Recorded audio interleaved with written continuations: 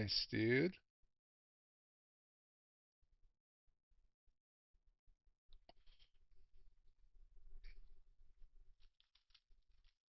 Yeah, that's I know I'm never gonna get to three.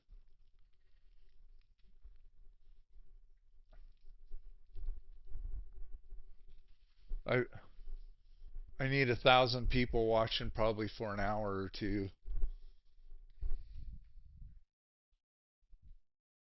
But yeah. What are you up to?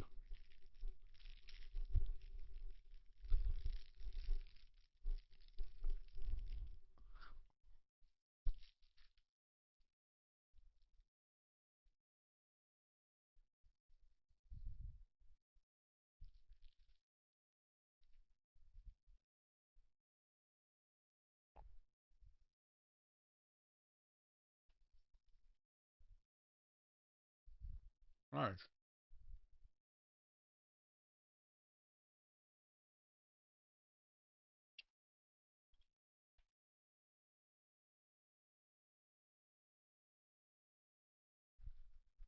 Yeah, I'm just chatting.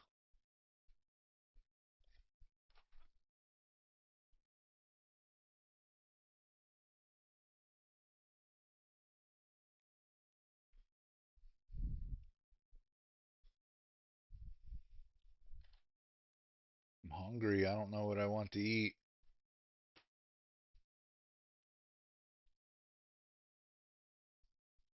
Who?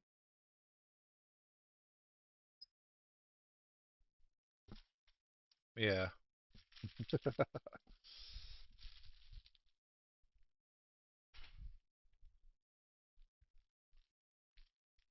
On what? Twitch? Oh, I thought I changed that.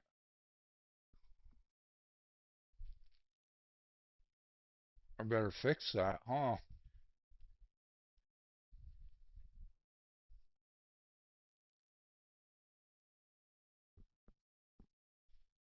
Dude, you're jealous. I know already. It's Snoopy. It's Snoop. It says, oh, that's Kick.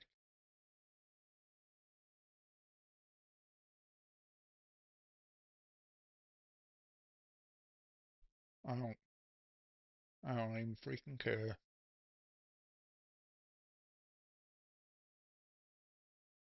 Well, I'm white, so there's that.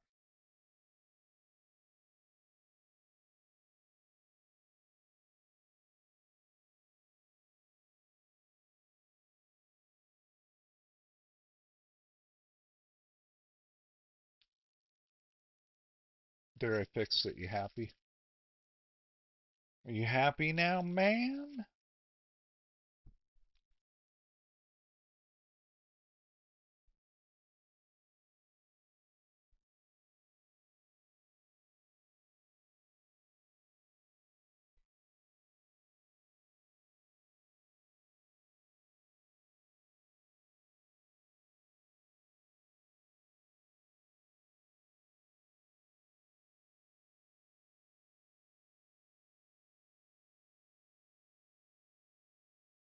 Um, what was I gonna look at?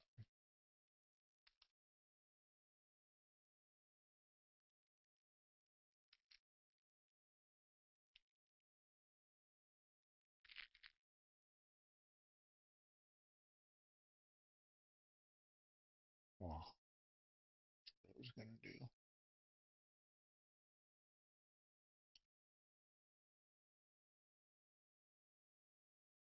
You're old as dirt.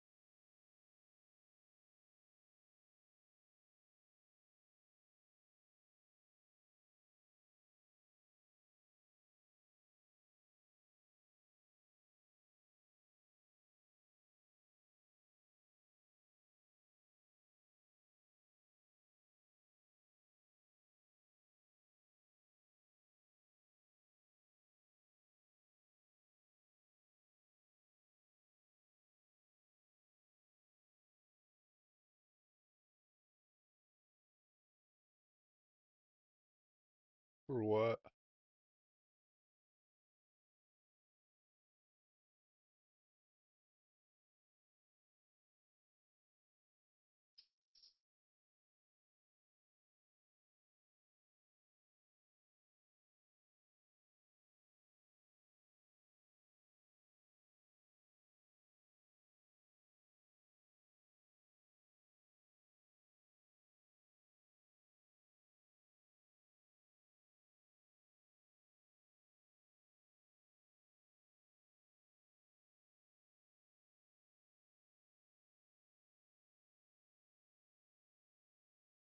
Man, it's so hard to. I don't know why X is like so horrible looking and none of my others are.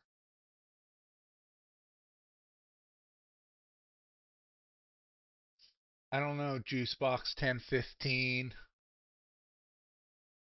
I don't know. I try not to know.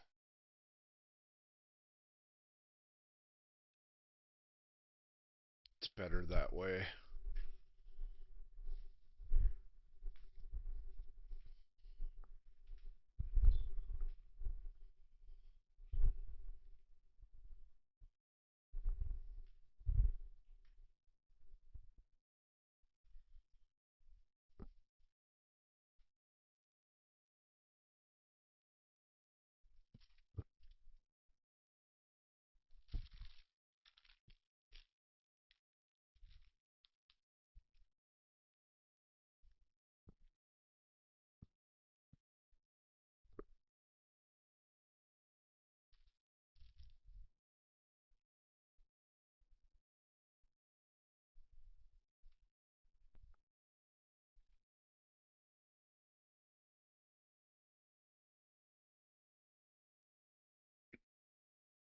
What do you mean? What?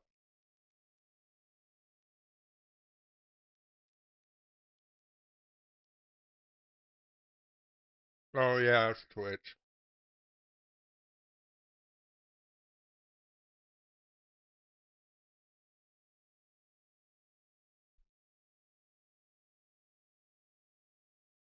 Where did I find that? No, yeah, it's in the.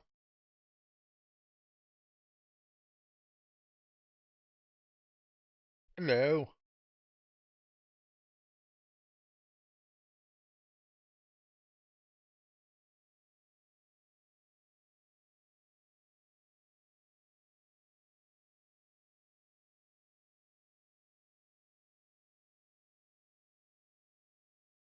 It was Todd.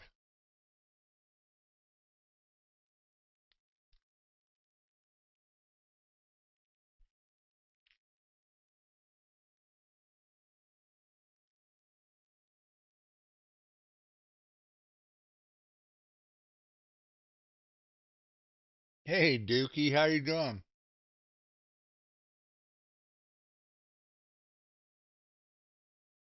Nice.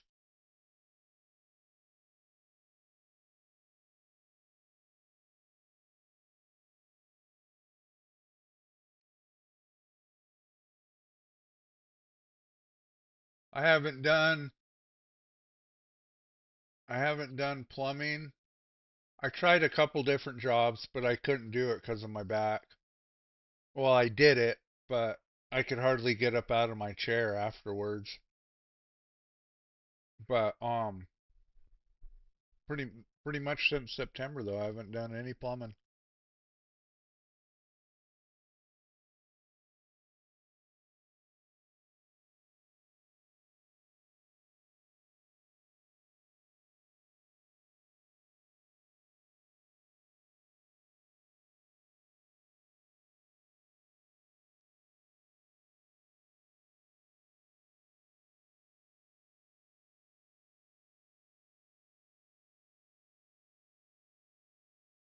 Oh yeah.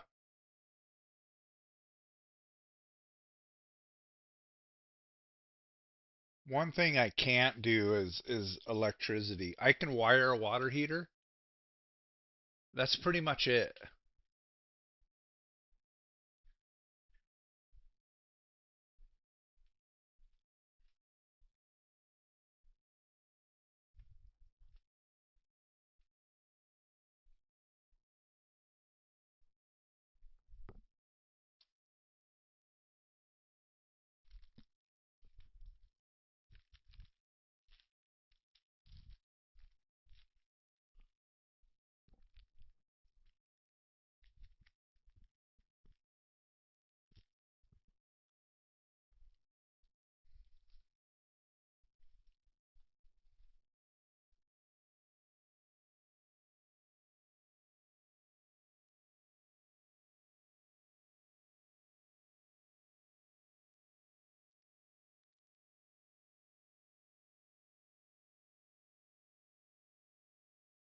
Yeah, a lot of plumbers do that, man.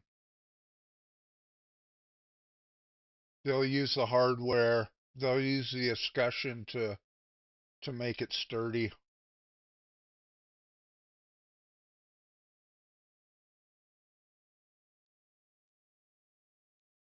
Yeah, unfortunately, that happens more often than not.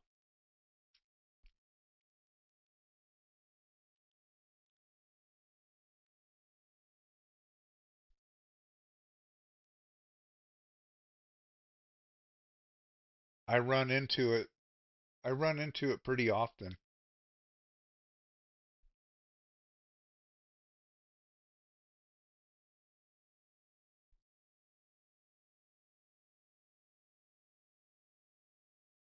Yeah, that doesn't surprise me one bit.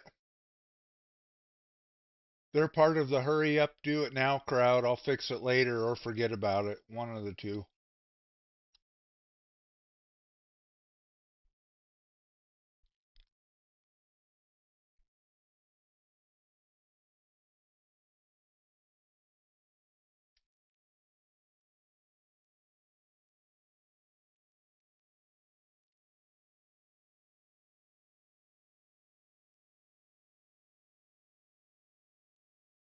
Yeah, it's frustrating when you see it. It is for me anyway.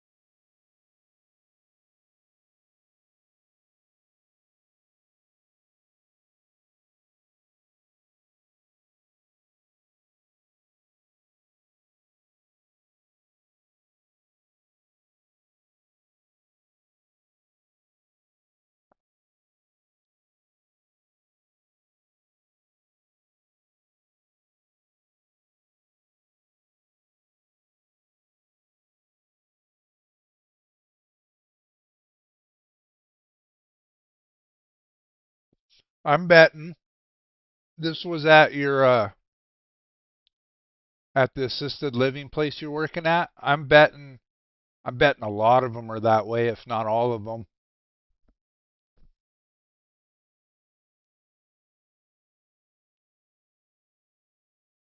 I'm betting money. I'd bet money. And it makes it hard to get the cartridge out too. What kind of faucet is it? Is it a Moen?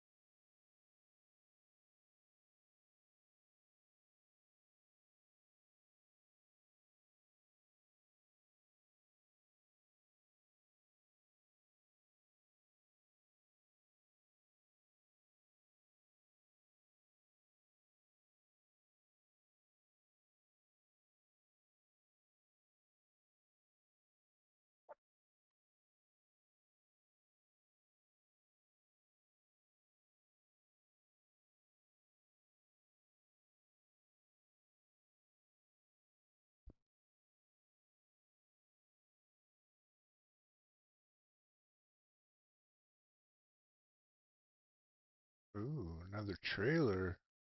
I'm looking forward to this game.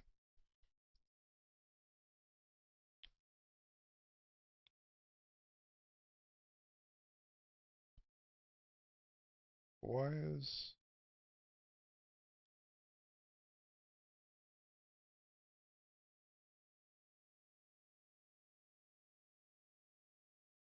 Real-time physics for elements like sand, water, and asphalt.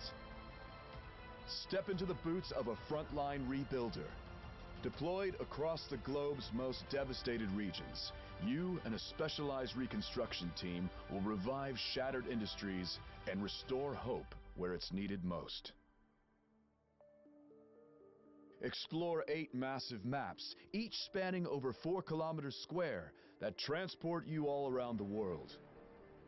From treacherous mountains and dense forests to unforgiving deserts, every region is packed with critical missions and optional contracts. Earn funds and experience to expand your fleet, unlock cutting-edge machinery, and This take game on needs to even hurry up greater and come out. challenges. Your skills and your vehicles are the only thing standing between ruin and recovery. Floods, earthquakes, sandstorms, every disaster brings unimaginable tests of skill and ingenuity. Reach remote areas and assess the damage with your scout and its exploration devices. Clear your path with bulldozers equipped with precision graders. Remove debris manually or in automatic mode, paving the way forward. Cranes can remove damaged infrastructure and replace it with freshly crafted components. Got a ruptured pipeline? Collect scattered resources, recycle them, and craft brand new parts at your facilities. Take charge as the Chief of Operations, where you'll manage your own convoys, coordinate their tasks, and automate processes to maximize their efficiency. Use precision waypointing to streamline logistics between factories and ensure the seamless flow of essential resources like timber, steel, and concrete. Make sure no obstacle stands in the way of your plans. When roads fail, craft your own. Gather your road building fleet. Lay sand or asphalt to forge new paths, turning impassable terrain into reliable routes. Construct vital crossings using harvested timber or reinforced concrete to reconnect isolated areas. As you progress, unlock advanced machinery for increasingly intricate jobs. Electrify blackout zones with your cable layer. Refill your trucks on site with a mobile quarry and tackle challenges your way. Every vehicle brings a new solution to the table. Rebuilding doesn't have to be a solo mission. Roadcraft offers up to 4-player co-op, letting you divide tasks, take on side quests, or join forces to accomplish major goals. Experiment, collaborate, and make use of the game's physics engine to explore every creative solution, even the boldest ones. In the face of chaos, your leadership brings hope. The world won't rebuild itself, so join us on the site to set things right. Get behind the wheel, take control, I'm looking forward to and this reshape game. the aftermath. One task at a time. Pre-order Roadcraft now on PS5, Xbox Series, and PC.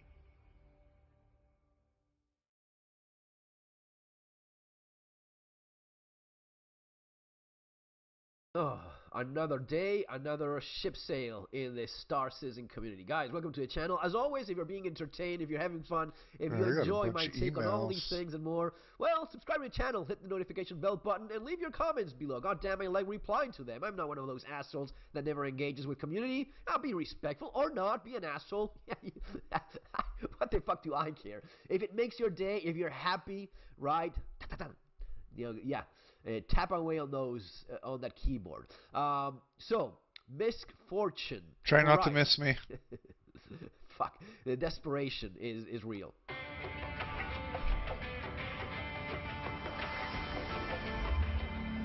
Behind the ships. Kenja. Wow. Spray painting. The Misfortune is a solo player salvage vessel. Wow. It's similar to the Vulture in Right. size and utility. That's better, It right? is technically a variant of the previous ship, the Prospector, but obviously there's many, many differences you can benefit from. Oh. What we've done is we've sort of tried to push the automatic cargo dispensing mechanism that's on the Vulture a little bit further, and sort of we've combined some of Misk's exterior cargo hold type of mechanic with the salvaging mechanism. Still doesn't hold a What lot. we're doing with the salvage on the Fortune is we're having the cargo that gets created as you salvage be stored on the exterior as well. When you go back, Oh, magically? Like, it magically appears there? There's no actual physical mechanic that places it. It just pops right in there? God damn it, that is so lazy. That is so lazy. And so much against everything they claim to stand for when it comes to a physicalized game. Fuck.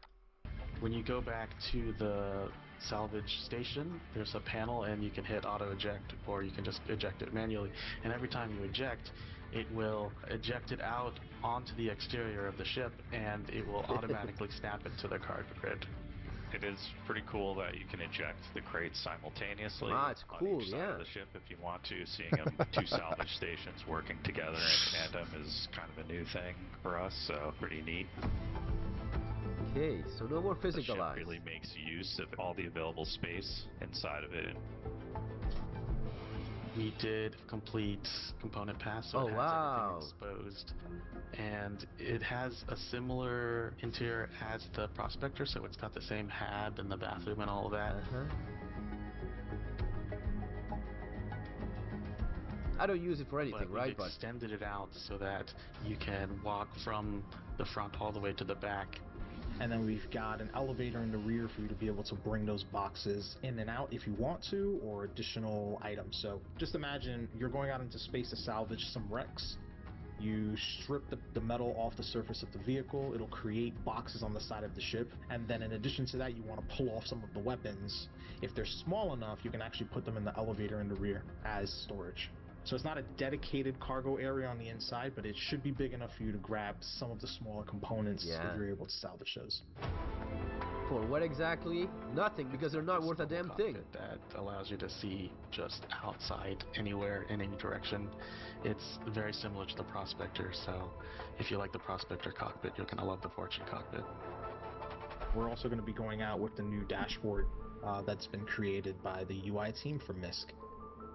That'll be on the Fortune and the Prospector going forward.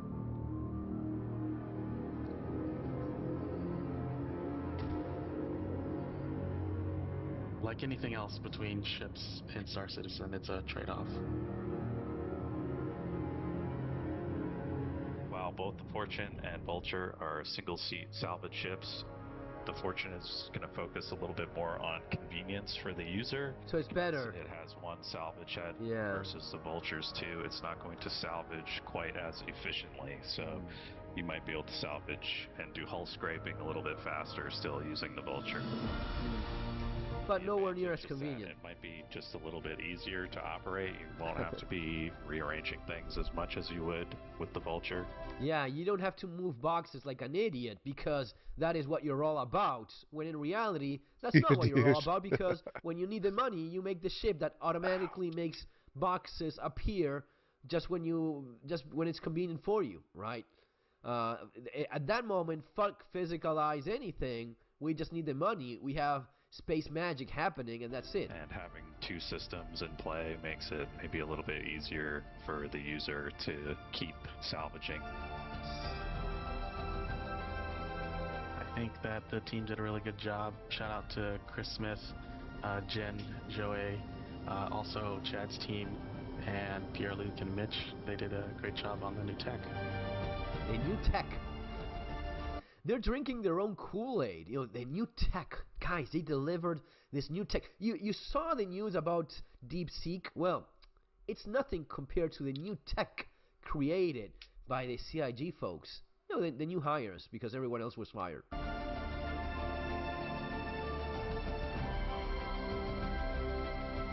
Oh dear God, it's boring to watch it. Find your fortune in Alpha 4.01. God damn it, man. I'm in. How much is it? $1,000? I'm in. Oh. $1,000,000. Take care, guys.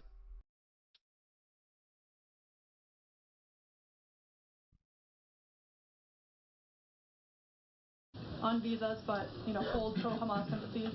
The president is open to deporting individuals who have broken our nation's immigration laws. So if they are here illegally, then certainly he is open to deporting them. And that's what this administration is hard at work at doing. We receive data from DHS and from ICE every single day.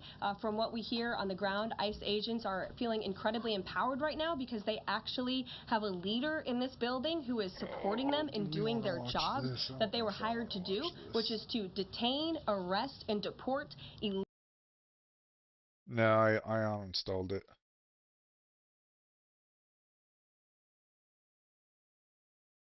I couldn't handle that game, dude. I just couldn't do it anymore, that game.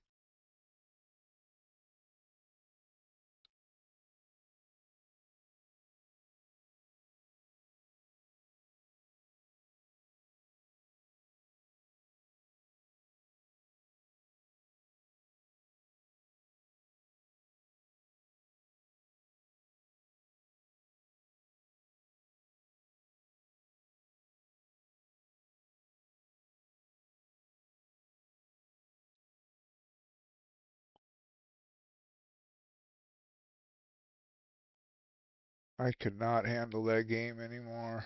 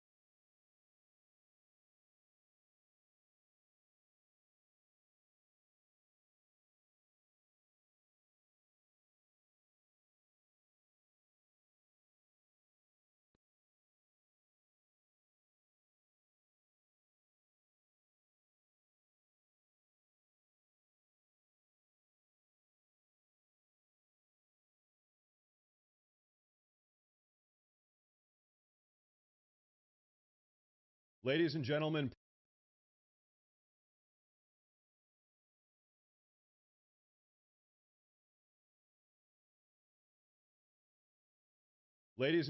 President Trump has just declared war on the IRS. And no, I'm not kidding. Now, as you might have heard, on the campaign trail, President Trump was not only talking about getting rid of tax on tips, but also completely abolishing the federal income tax altogether. Now, I know what you're thinking. How would the government pay for anything if they're not taxing us? Well, President Trump has a plan for that. Take a look at this video from just yesterday evening. America is going to be very rich again, and it's going to happen very quickly. It's time for the United States to return to the system that made us richer and more powerful than ever before, You know, the United States in 1870 to 1913, all tariffs, and that was the richest period in the history of the United States, relatively speaking. In other words, relatively. And they set up the Great Tariff Commission of 1887, and this commission had one function: what to do with all the money that we took in. It was so enormous that they had no idea. It was a blue ribbon committee. It was set up 1887, and what to do with all of the money that we had. And again, Teddy Roosevelt was a beneficiary, because when McKinley was killed, he took over this vast sum of money, and he did all of those national parks and all of the other things. And I'm not knocking him, but he was given a vast amount of money, and that was all made through tariffs. We had no income tax. The income tax came in 1913. As I said in my speech last week, instead of taxing our citizens to enrich foreign nations, we should be tariffing and taxing foreign nations to enrich our citizens. Does that make sense, right? So there you have it. We are going back to the glory days. You see, what President Trump wants to do is replace the IRS, the Internal Revenue Service, with the ERS, the External Revenue Service, which would focus on imposing appropriate trade tariffs on foreign countries, effectively taxing other countries as opposed to taxing Americans. In fact, take a look at President Trump's recent statement on the External Revenue Service from just a couple weeks ago. For far too long, we have relied on taxing our great people using the Internal Revenue Service, IRS. Through soft and pathetically weak trade agreements, the American economy has delivered growth and prosperity to the world while taxing ourselves. It is time for that to change. I am today announcing that I will create the External Revenue Service to collect our tariffs, duties, and all revenue that comes from foreign sources. We will begin charging those that make money off of us with trade, and they will start paying, finally, their fair share. January 20th, 2025 will be the birth date of the External Revenue Service. Make America great again. So there you have it. How awesome is that? And by the way, there's actually a huge precedent for this economic approach. You see, for most of American history, we never even had a federal income tax. We actually couldn't. It was unconstitutional prior to the 13th Amendment's ratification in 1913. So what this means is that for the first 130-something years No, of you American don't, history, our federal loser. government paid for everything by imposing trade tariffs on foreign countries. Now, if this is surprising to you, it's probably because our tax-hungry bureaucrats in Washington, D.C. don't want you to know this. But in reality, America operated My without an answer would income be to tax call a longer than it's plumber. operated with an income tax. Also, by the way, when America saw its most economic development and economic prosperity, guess what? There was no income tax. Go figure. And now, real quick, I do want to say, guys, if you enjoy the content, please consider subscribing to the channel, because What it kind of actually question does you help got? a lot. My answer would be to call Every a single plumber. day, I feel like I'm battling with the YouTube algorithm, and between you and me, I need all the help I can get. But okay, so when Trump stepped back into the White House last week, he unleashed a flurry of executive orders, one of which was to immediately halt the hiring of any new IRS agents. As you may have heard, under the Biden administration, around 87,000 new IRS agents were hired. Well, here's what Trump has to say about that. Day one, I immediately halted the hiring of any new IRS agents. You know, they hired or tried to hire 88,000 new workers to go after you, and we're in the process of developing a plan to either terminate all of them or maybe we'll move them to the border. I think we're going to move them to the border. Well, they're allowed to carry guns. You know, they're so strong on guns. But these people are allowed to carry guns, so we'll probably move them to the border. Yeah. She said no tax on it. How about just no tax? Wow, so there's an idea. How about protecting our southern border as opposed to weaponizing the federal government against hardworking middle-income Americans? But okay, check this out. Did you guys ever wonder why the Biden administration thought it was necessary to hire 87,000 new IRS agents? Well, I'll tell you why. You see, President Biden's Treasury Secretary, a woman named Janet Yellen, came up with this genius plan to fix Biden's crumbling economy. What's the plan, you might ask? Well, to punish the American middle class, of course. You see, what she did was impose new IRS audit regulations, 90% of which were targeting the middle class. Really anyone making less than $400,000 per year. So, So just it's to when be you very turn the clear, because water I feel on? like this doesn't get the attention it deserves, amidst Joe Or when Biden's it's terrible draining? economy, they hatched up a plan to hire 87,000 new IRS agents so that they could say they're creating jobs. Then they used them to drastically increase tax audits on the middle class. So here's your daily reminder. Not only are the Democrats incredibly moronic, but they also hate you. But okay, that's enough of Joe Biden and his little gremlin Janet Yellen. Let's get back to talking about Donald Trump's plan. So, although President Trump can pretty much impose trade tariffs as he sees fit, as we've recently seen, he has to go through Congress to reduce the federal income tax. Luckily, President Trump has a Republican House and Senate that are both willing to work with him. So let me give you guys my take here. I think over the next couple months, we're going to see the Department of Government Efficiency, the DOGE, make cut after cut to the federal budget, removing all of the fat and the bloat. At the same time, I think President Trump continues to impose Your trade tariffs in an cartridges effort to might be rectify and loose. balance out any trade deficits that are I've just a little seen bit that too before. egregious. Because, by the way, something you'll never hear the mainstream media talk about, almost every single country on the face of the planet selectively imposes trade tariffs on us, so it's only fair that we can do the same. But anyway, as the DOGE is cutting costs and Trump is imposing tariffs, I expect that we'll see the Republicans try to push a big tax cut bill in the next couple months on top of all of this. So I'll tell you what, guys, I think things are looking pretty bright right now. But hey, I think that's all I've got for you guys today. I really do think that we're living in revolutionary Ice times. cream Things are cake going to is be good, changing very fast. And I don't especially know about from you Cold guys, but Stone. personally, I'm feeling pretty darn optimistic. In fact, I don't know how you can't feel Yeah, optimistic but right did you now. Have tighten we them ever had a down enough? president in recent history that Tighten was the looking nut to that goes on fundamentally top of change the the way this cartridges? country operates in a positive What would way you as say, much as President Kendra? Trump? It's just undeniable. President Trump is a change maker. When No, looking I at Trump's haven't. agenda, you realize just how lazy and complacent But I most other really love Cold politicians Stone. are. You begin to realize that we don't just have to accept all of these old, bloated systems that don't even properly work anymore. We can Nah. change them. We just need two things: the will Cold of the Stone. people to do so Cold and the Stone's man at the better. top to make it happen. And so I'll tell you what, No, it I sure haven't. seems like we have those two things right now. So if I had to levy a guess, I would bet that this country looks a whole lot different 4 years from now. So I want to know what you guys have to say about all of this, so please go down below and drop a comment. Please like the video, but only if you Oh, I liked thought it. we were just Please talking consider ice cream in subscribing. Like I said general. earlier, Yeah, it DQ really does have good ice help cream a ton. cakes. Thank you all very much for watching, and of course, as always, stay safe. No, dude, you don't. See ya. Ladies and gentlemen, CNN is currently imploding because Trump is getting so much done. Now, Trump has been in office just over a week, but it's easy to tell he's already gotten more done in 8 days than Joe Biden got done in 4 years. And ladies and gentlemen, CNN is currently imploding because Trump is getting so much done. Now, Trump has been in office just over a week, but it's easy to Oh, tell you got he's one of already those gotten more done in 8 days faucets. than Joe Biden got done in 4 years. And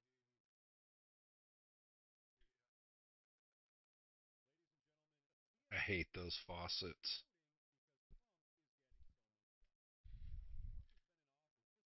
So there should be nuts on top of the cartridges you put under, and when you replace your cartridges, did you replace the seat? I walked over there to get water. To did you replace the seats and springs underneath it? So there should be nuts on top of the cartridges you put under, and when you replace your cartridges, did you replace the seat? I walked over there to get water. To did you replace the seats and springs underneath it?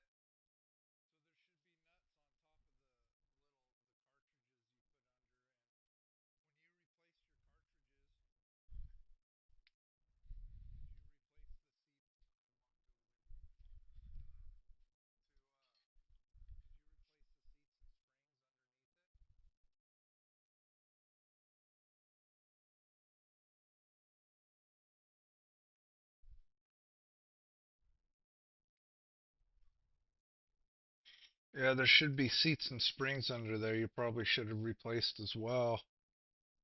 But I hate these freaking faucets.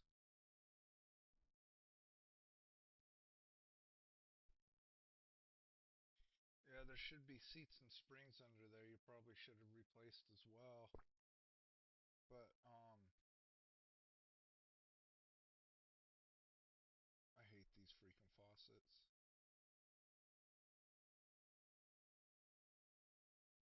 Yeah, they might not be tight enough. I mean, those cartridges are so cheap and chintzy and thin. Anyway,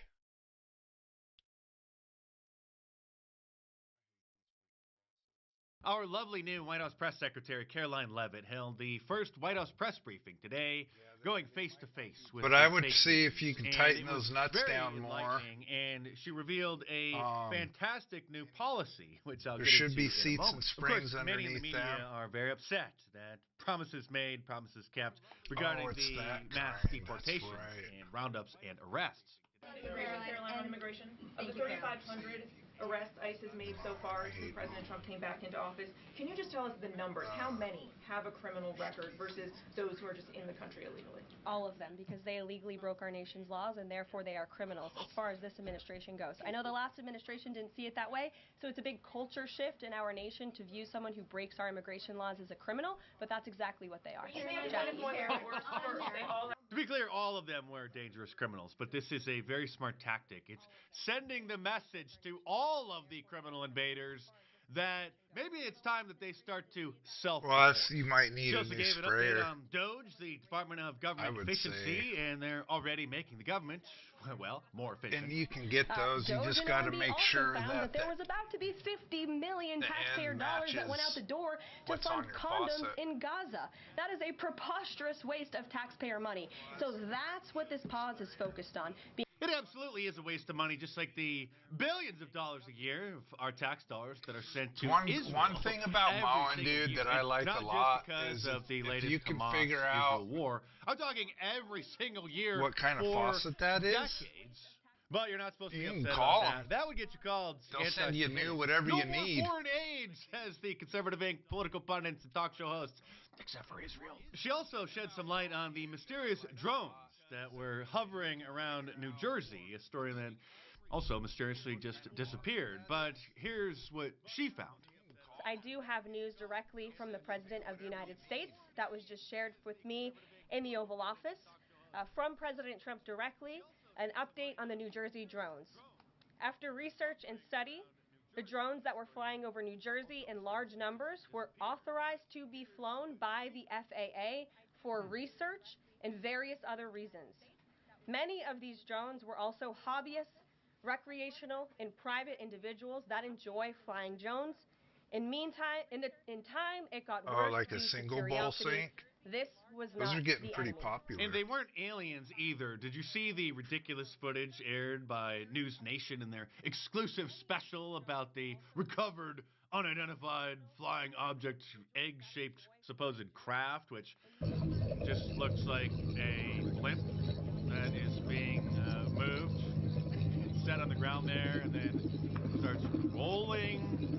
I was going to do an entire video about this, but then it just got too ridiculous and the news cycle just changed. Dropping. Maybe I will in the future. This is the supposed whistleblower who looks like he's seen an alien and says that he flew the helicopter that retrieved the supposed crashed craft, which he says started talking to him psychically as he was approaching it, and it has become his friend, and it now protects him. So he's not worried about any repercussions for blowing the whistle, because the NHI, the non-human intelligence, as they say, is his new supernatural friend. Once it was just me and that object in between the pick and the drop site. There's about 20 miles in between. I felt like something was inside of me. I felt like I was possessed by the most beautiful spirit I'd ever been.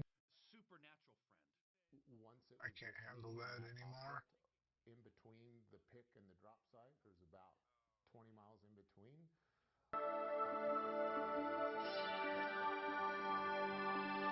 Hey guys, welcome to the Liberal Hive Mind, a channel solely focused on exposing the abundant hypocrisy of the left. I know, some people are probably asking, really, another Harry Sisson video? To which my response is, yes, absolutely. It's not like I'm trying to milk this Harry Sisson thing for extra dollars. To be honest, I don't think my Harry Sisson videos get much more views than average. It's definitely not about the money, so let me offer a little bit of an explanation.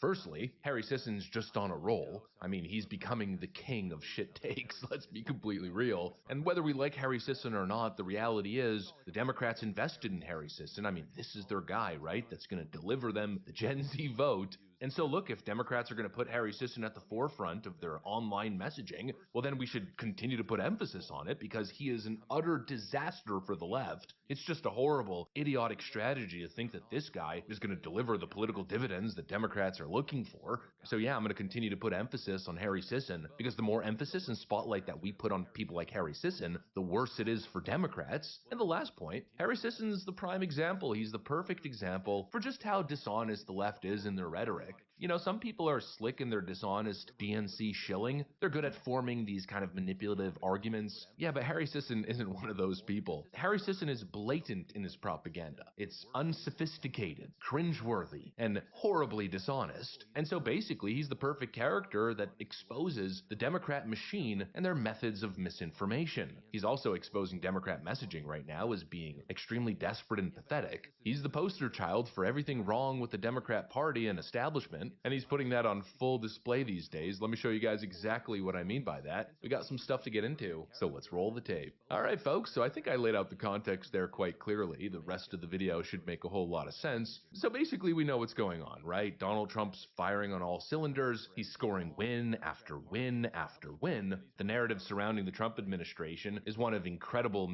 Why Alright, does let's this get into right it. here Ubisoft not just surprise announced that the me? Brooklyn DLC for The Division 2 has been delayed indefinitely. Not a release window, not even a vague later this year, just indefinitely. Their reasoning? We want to deliver a quality project. Let me be clear. This isn't some fanboy fluff or sugarcoating take. This is real talk. The same real talk you can always expect on this channel. I'm not surprised of this delay, and I have been preparing the community for it. But I gotta say, this type of delay is a joke, and it's about way more than quality. We're about to get into it and rip them a new one. Let's do this. Wait, did we just become best friends? So nice to meet you. I think you're cool. Piece of shit wristwatch. So, The Division just announced on X, the Brooklyn DLC has been delayed. And they say it's not by a day, not by a week, but don't expect it in year 6, without giving us a when to expect it. This is an indefinite delay. We could take all the guesses we want about when it's going to come out, but it doesn't matter. We have an open-ended problem here. We don't have a date to hold them accountable to. That's a big problem in my book. And come on, let's stop pretending this is about quality. Here's how we got here. The Brooklyn DLC was announced way back on June 12th of 2022 at Ubisoft Forward. It's 2025. 6 years later. And they had obviously already been working on it before the announcement. Then it got delayed by an entire year due to something called Project Resolve. Remember that? Yeah, it was supposed to stabilize the Division 2, fix bugs, and ensure better content delivery going forward. Well, here we are, and Project Resolve clearly hasn't resolved a damn thing. Now they're pushing the DLC back again, this time indefinitely. And let's not ignore the timing here, people. Ubisoft has Assassin's Creed Shadows dropping on March 20, 2025, which is a bad day they picked, by the way. That's the anniversary of a sarin attack in Japan. Remember, Assassin's Creed is based in Japan, and they're counting on it to save their bottom line? No. Ubisoft's financials aren't in great shape, and Shadows is their golden ticket, or at least they hope it is. You see, the Brooklyn DLC isn't delayed because of quality. It's delayed because Ubisoft is putting all their resources into Shadows. Here's the kicker. Shadows might not even be the savior they need. They recently held a playtest for select creators. You could check it out online. And while the game is reportedly good, it's not blowing anyone's mind. Early feedback is saying it lacks that wow factor. If it's right or wrong, this is the game Ubisoft is banking on to save them. That's a pretty shaky foundation. But let's step back and look at the bigger picture, because this delay isn't happening in a vacuum. Ubisoft has been stumbling all over the place with their other projects. Prince of Persia, yeah, straight up canceled after years of delays and failed development. The Division Heartland, yeah, sorry to bring up this old wound, but that standalone free-to-play spinoff announced back in May of 2021 also canceled after multiple delays. Then there's the Division mobile game, Resurgence. It's been delayed multiple times, and while Ubisoft keeps posting job listings to make it look like the project's alive, I'm not fucking buying it.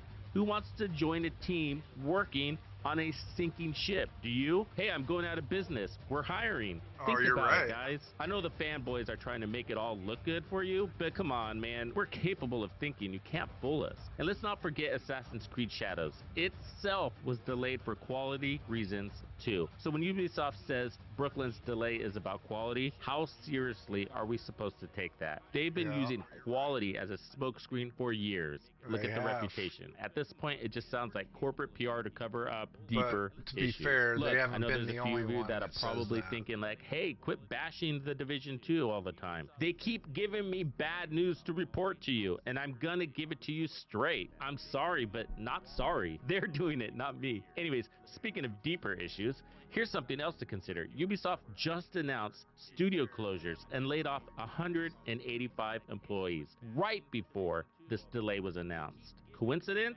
Maybe. The Brooklyn DLC isn't being worked on by the same studio that got shut down. That was mostly in the UK, and this isn't the Malmo studio in Sweden for the most part, or so we think. But they did say they're reorganizing in this announcement. So let's be real. When a company says reorganizing, it's a code for we're cutting costs and shuffling resources. Yeah, I I'm wouldn't with be you on surprised that, if this and I think you will. reorganization is part of why the I got DLC the was popcorn delayed. ready, Honestly, dude. I think It's all ready. hands are on deck here. This isn't just about one DLC, it's a pattern. Ubisoft keeps biting off more than they can chew, overcommitting to projects and then scrambling to manage the fallout. Just look at their lack of record over the past few years. Skull and Bones was delayed so many times it's a running joke. Prince of Persia remake, announced, delayed, and canceled. The Division Heartland, announced, delayed, canceled. Division mobile game, announced, delayed, went invisible, stuck in development hell, probably going to be canceled. Assassin's Creed Shadows, delayed, and now getting lukewarm feedback from early playtests. And now the Brooklyn DLC for the Division 2 joins the list. Guys, listen. Yannick himself said, hey, this game doesn't have the scope of something like Warlords of New York, which was an expansion. This is just a story DLC with a new area to play and some side missions, but mostly story. There wasn't supposed to be any critical game mechanics added, reworked, improved. Nothing. We're beyond that. How has this project that has been in development for 3 years now doesn't already have the quality? Again, simple story DLC. I see this a lot in the comment section for this type of delay. I'd rather have a delay so they can make it a great product than have a product that's rushed out and broken. But that copium doesn't cut it anymore. This isn't about that polish. Heartland Ubisoft that they were doing. has had years to get this simple I don't know story if you DLC watched and done. paid it, like, If it's not ready attention by now, it's because to the it's graphics not a and what the people priority. look They've like. I think it deprioritized looked the Division worse 2 to than focus on Division other 2. projects that are struggling just as much, if not more. Assassin's Creed. The most frustrating part is the indefinite timeline. It's one thing to delay something with a clear plan, Q4 2025 or later this year, but when you slap indefinite on it, you're basically saying we don't even know when or if this is even coming. That's a total failure of communication and respect for the community. And I wouldn't be surprised if it's because everything will be going on halt as they transition into a buyout by Tencent, the Chinese gaming monster. And let's be honest, the only reason the Division 2 is still alive is because of its hardcore fans. Not We have Heartland. stuck with this Resurgence game through is. content droughts, buggy But updates, Heartland and was broken gonna promises. be, But delays I like think, this, paired everything with a lack of transparency, are other than how mobile. you lose that goodwill. So yeah, the Brooklyn DLC delay wasn't a surprise, but it's still a gut punch. They owe us so much more than vague promises and corporate PR bullshit. They need to be upfront about what's going on. Yeah, it was Give us a going to real be free to timeline play. and stop stringing the community along. I hate that I saw this coming, but Ubisoft, massive the Division 2. These developers, they're very predictable. And it makes me sick when I see this type of stuff being left out of Division 2 coverage. I feel like it's toxic positivity, almost like they're on the payroll. But hey, maybe I'm overthinking it. What do you think? Is there still hope for the Brooklyn DLC? What about the Division 3? Drop it in the comments below and let's hash it out. Thank you for hanging out with me. I'm Tuxedo Bandito, and if you found this video helpful, be sure to hit the like, subscribe, and turn on Ubisoft that we know. If Tencent doesn't buy them out because all they're bringing out is garbage and delaying games and canceling games and What about the Division 3? Drop it in the comments below and let's hash it out. Thank you for hanging out with me. I'm Tuxedo Bandito, and if you found this video helpful, be sure to hit the like, subscribe, and turn on.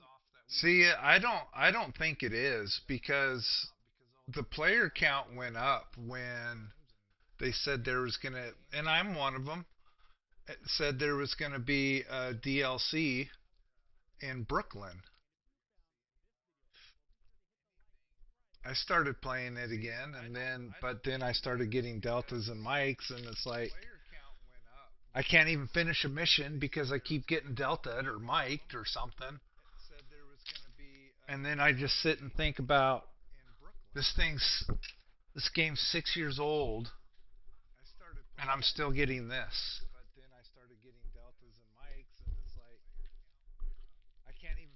But I mean, there was so much hype, dude. There was so much hype for Heartland, and there was so much hype. Um, Even Resurgence, there was a lot of hype for, and that was a mobile game, and there was a lot of people looking forward to that game. But I mean, there was so much hype, dude. Oh, you're right.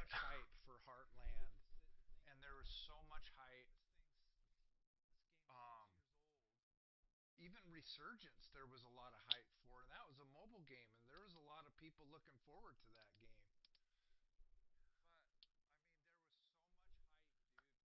Oh, you're right.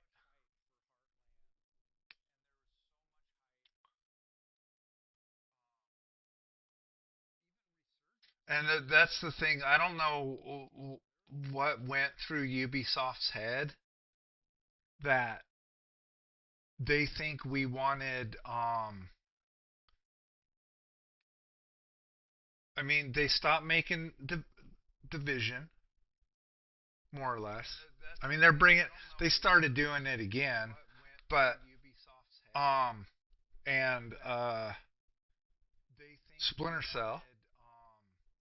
Everyone wanted a new Splinter Cell except Ubisoft for some stupid reason.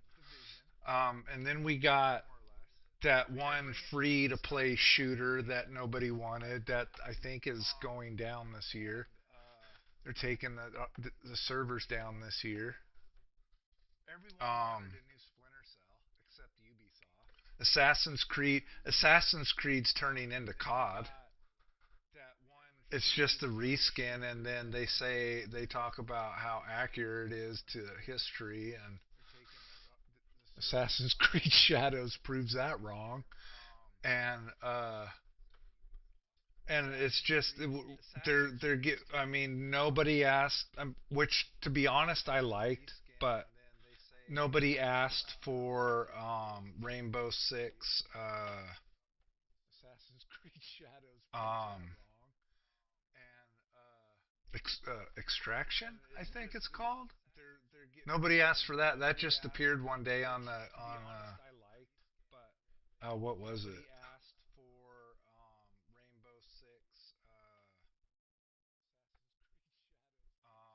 There is, but I think there's more of a drive to go to.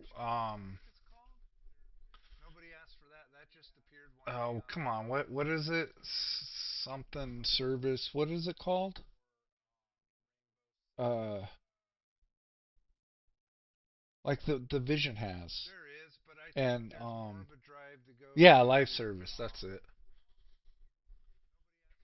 And dude, I'm sure I've told you this, but I don't follow the crowd, and I'm one of the few that actually like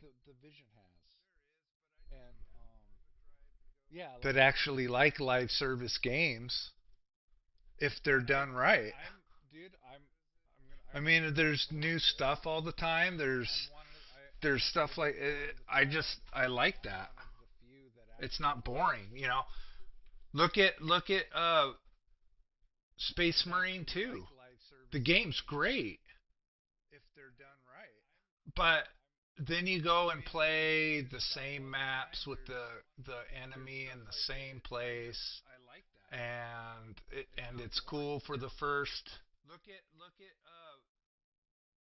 They're cool the first 3 times you play, 4 times you play, and then after that it's like, oh, there's an enemy here. Let's just, I mean, Space Marine 2 is good, but I think they should have went live service. I think, or maybe not necessarily live service, but they should have done some kind of procedurally generated maps, because the same 6 or 8 maps, whatever it is, over and over and over and over again, with the enemies in the same spot every time you go through it, it's just it gets boring. And that's why I haven't played it since I beat it, and then me and you played for a while, and I helped you beat it, and it's just now it's just kind of boring. It gets boring, and that's why I haven't played it since I beat it, and then me and you played for a while, and I helped you beat it, and it's just now it's just kind of boring.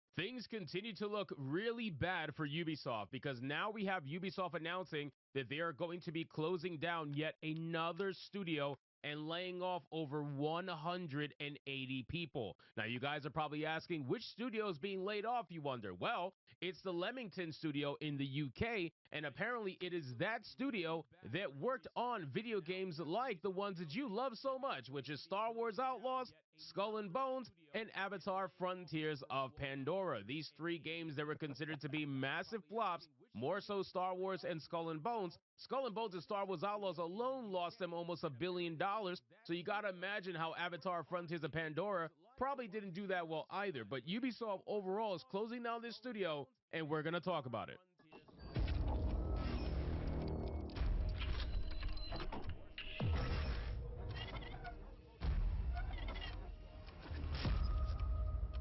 Now, again, ladies and gentlemen, it is just another story in 2025, continuing from 2024, where we are seeing the mainstream gaming industry get hemorrhaged. It is so ridiculous what is happening out there, and it's happening at the fault of all the executives that are pushing this nonsense that the lower level employees are asking for, right? We already know that a lot of developers, whether they're lower level or higher level employees, are woke psychopaths. We know that. We've accepted that. Whatever. We have no problem with your own ideology so long as you do not make that the forefront of your video game and preach to people and then try to attack people when they don't buy your game. That's nothing but preaching. And yet here we are where 185 employees are being fired, and I guarantee you not all of those 185 employees are down with what Ubisoft is doing, and yet they still have to take it on the chin anyway because this company wants to push this nonsense. So let's get into this video, guys. But of course, before we do, if you are new here, just consider hitting that subscribe button. I would greatly appreciate it, and like the video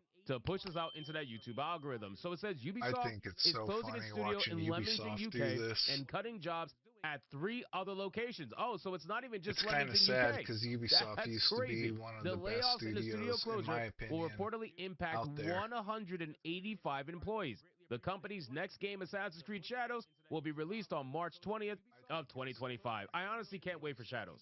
I can't wait for Shadows because I already know how garbage that game is going to be. I already know how buggy that game is going to be. I already know that that game is going to have so many band-aids in it because what they spent the last 4 months doing with Shadows was not polishing the game. That's been very evident over all the gameplay we're seeing between the shills and the actual press release where everybody's gameplay is bugging out. Literally, everybody's gameplay is bugging out. Even the shills gameplay is bugging out. They were attacking NPCs. The NPCs were just standing still doing nothing. The game is absolute trash. It is going to be a buggy mess. Their developers don't know what they're doing because 80% of them are DEI hires. It is an absolute trash heap. They're Where not everybody's trying to developers, pretend like they're it's going to be okay. Well, not everybody, activists. the shills anyway. Is going to try to pretend like it's going to be okay because it's another Assassin's Creed game, right? It's a normie game. It's a normie name, Assassin's Creed, so everybody's going to jump on it. But quite frankly, it's going to be one of those games that wakes up a lot of people to hell. What the hell is happening in the gaming industry? Why are video games this bad now? Why are they so buggy? Why are they not polished? Why am I getting such shitty products? Why am I consuming slop?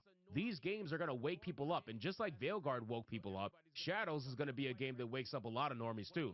But anyway, let's talk about the studio. So Ubisoft is shuttering down its studio in Leamington, UK, and cutting jobs at 3 other studios. The Leamington team worked on titles like Call of Duty Infinite Warfare for Activision before being acquired by Ubisoft, and helping develop games like Far Cry 5 and Clancy's The Division. Despite the relative success of those titles, Ubisoft is closing the office for good as part of the larger cost-cutting move. Now, here's the problem, right? So websites like GameRant are never going to tell you the absolute truth, right? Because they're only going to tell you what they want you to know, since that is what's going to push their narrative, right? And they don't Yep. want to blame DEI. They don't want to blame the wokeness. They don't want to blame any kind of garbage like that. So they're only going to tell you about titles that they worked on that were relatively successful. And that's why we have screenshots talking to you about the titles that they actually worked on as well, which is Star Wars Outlaws, Skull and Bones, and Avatar Frontiers of Pandoria. And the name one, the real notable one is Star Wars Outlaws, obviously. That was a game that got absolutely roasted because it was trash, buggy, garbage, girl boss nonsense, absolute terrible story, and overall the gameplay was very bland, and people were roasting it all the way through. But they want to mention only these games because that way it makes it seem like the studio was slightly successful. But let it be known, if the studio was successful, it wouldn't be closing down. So while Ubisoft is one of the most recognizable names in AAA development today, it's faced its fair share of challenges in recent years. The company's stock price dipped after the Star Wars Outlaws release, a game Ubisoft Leamington worked on.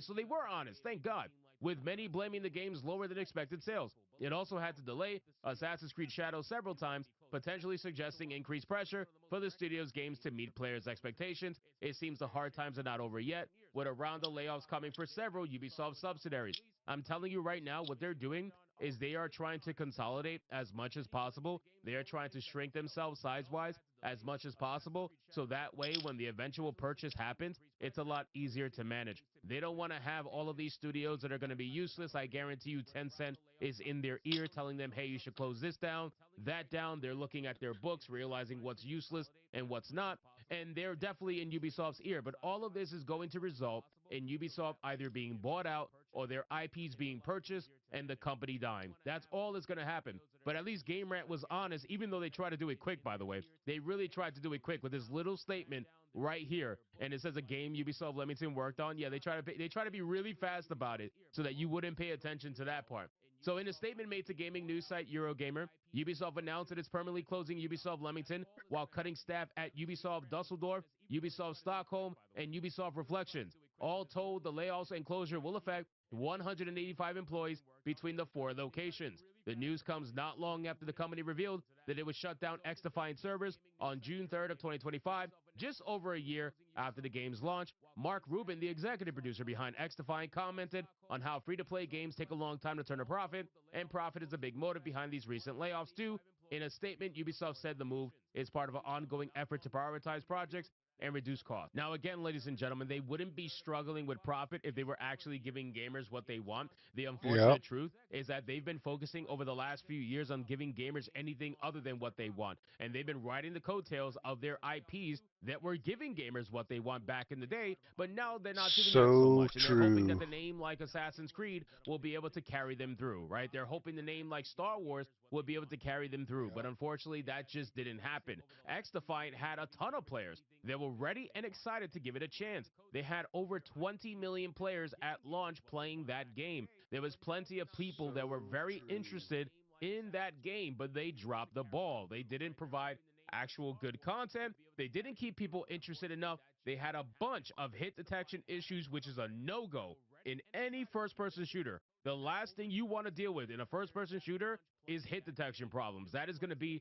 a major, major issue. And that is what ended up making people say, you know what, fuck this. I'm going back to Call of Duty. At least they're consistent, right? At least even though they give you the same shit over and over, at least they never have a problem with their FPS mechanics for the most part. Some people complain about skill-based matchmaking, of course, I get that. But overall, X-Defiant had a core problem issue that they didn't want to address. And by the time they did, or even got close to addressing, it didn't matter. Most of their player base had abandoned them completely. So I don't really know what this is going to do for them or how this is going to save Ubisoft. I know they say they're prioritizing projects and reducing costs, but let's be honest here. Ubisoft is not going to last past this year, man. They're going to announce a sell at some point in time. And again, I don't know if they're going to sell the IPs and shutter the company or if they're going to be bought out entirely as a company. But time will tell after Assassin's Creed Shadows releases where exactly Ubisoft stands from there. So anyway, guys, thank you so much for watching this video. Hope you did enjoy it. Yeah, If it you wouldn't did, consider surprise leaving me a subscribe. I would greatly appreciate it to like the video, comment, if let me they're know your gone thoughts, this and I'll year. see you guys on the next one. Hypnotic out. I don't know who would want to buy a dying company. I mean, the name, the Ubisoft name is like garbage now. I mean, you think you hear Ubisoft and you think garbage. What's up, space pirates? Nice. This is your admiral, the ever-charming I hope Dr. you pitch Disaster. 100-mile-an-hour I hate to fastballs. say I told you so, but actually, you know what? That's a lie. Masquerading as polite language. Dude, this In guy's reality, funny. I'm a big fan of Oh. I've said that these It are is, just isn't about it? my 3 favorite words to say. I told you. I told you. How long have we been trying to tell these jackasses in the video game industry that we don't like the direction that they have been taking things? How many warnings did we give them? We told Ubisoft, as an example, Another month or immediately so. after Star Wars Outlaws You guys was still got revealed snow on the with their ground first or trailer, no? we told them that we don't like the design of their main character. She looks homely, and we could tell that it was purposeful for whatever reason, especially given the fact that the actress that played the character looks like this. The internet was not at all bashful like this. The internet was not at all bashful about telling Ubisoft what we thought. Yeah, the For ground's a still company white that here, size but to listen to gamer it's not a feedback lot. and fix the character design in the months It's between enough when the to character was first revealed and when the game was released. not see They grass, were but cocky I'm a-holes, sure that's and pretty they close to. refused to listen. What exactly is it that they do? Kick names, take ass. And as a result, the white game here, flopped, and now they're forced to close down an entire studio. You're fired. Everybody's fired. Yes, as a result of the failure of Star Wars Outlaws and Skull and Bones and plenty of other titles, Ubisoft has closed down one of their studios, and we can just about be guaranteed that this is not the last closure that we're going to see over the next year or so. These absolute Looney Tunes just cannot fathom why it is that they keep failing. I mean, just look at this. They haven't learned a damn thing. As I briefly showed you yesterday, they added a female sumo chick into Assassin's Creed Shadows because they simply have no idea what gamers want. An Assassin's Creed set in the distant past of Japan should have featured characters that were a cross between Ghost of Tsushima and Tenchu Stealth Assassin.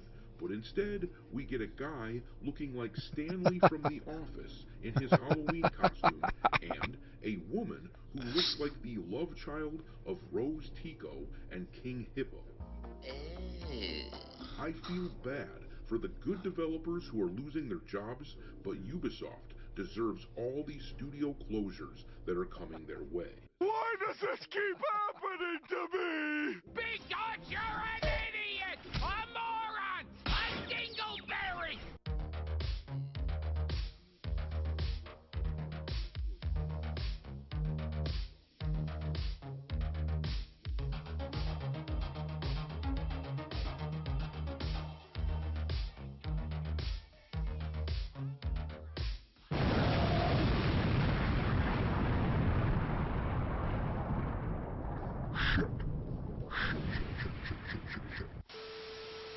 Alright, me hearties, make sure that you like this video and No. subscribe to the channel if you haven't I yet. heard And rumors oh hey, Tencent don't was forget to looking follow into me them. on X, where my handle is Dr. Disaster 1.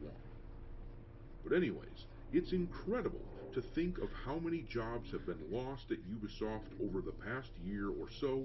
There's somewhere in the neighborhood of around 3,000 jobs that have been lost so far.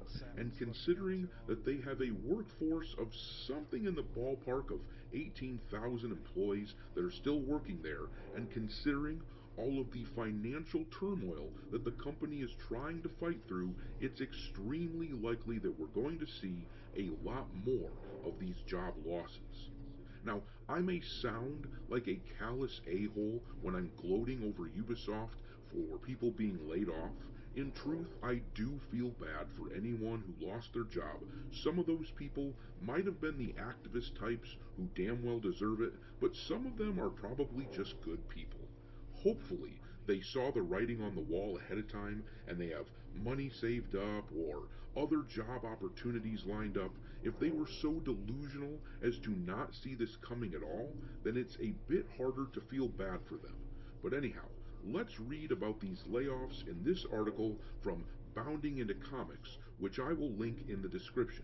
It says, the hits just keep on coming for Ubisoft. Amidst Yeah, their but ongoing they operational got struggles, the French the developer thing has is announced that Ubisoft in an has a effort bad to name right ensure now. long-term stability, they will be undertaking a mass restructuring of 3 of their satellite support I don't studios, know if I as would well buy them as just the because their full-on name is so closing of 1 bad. more.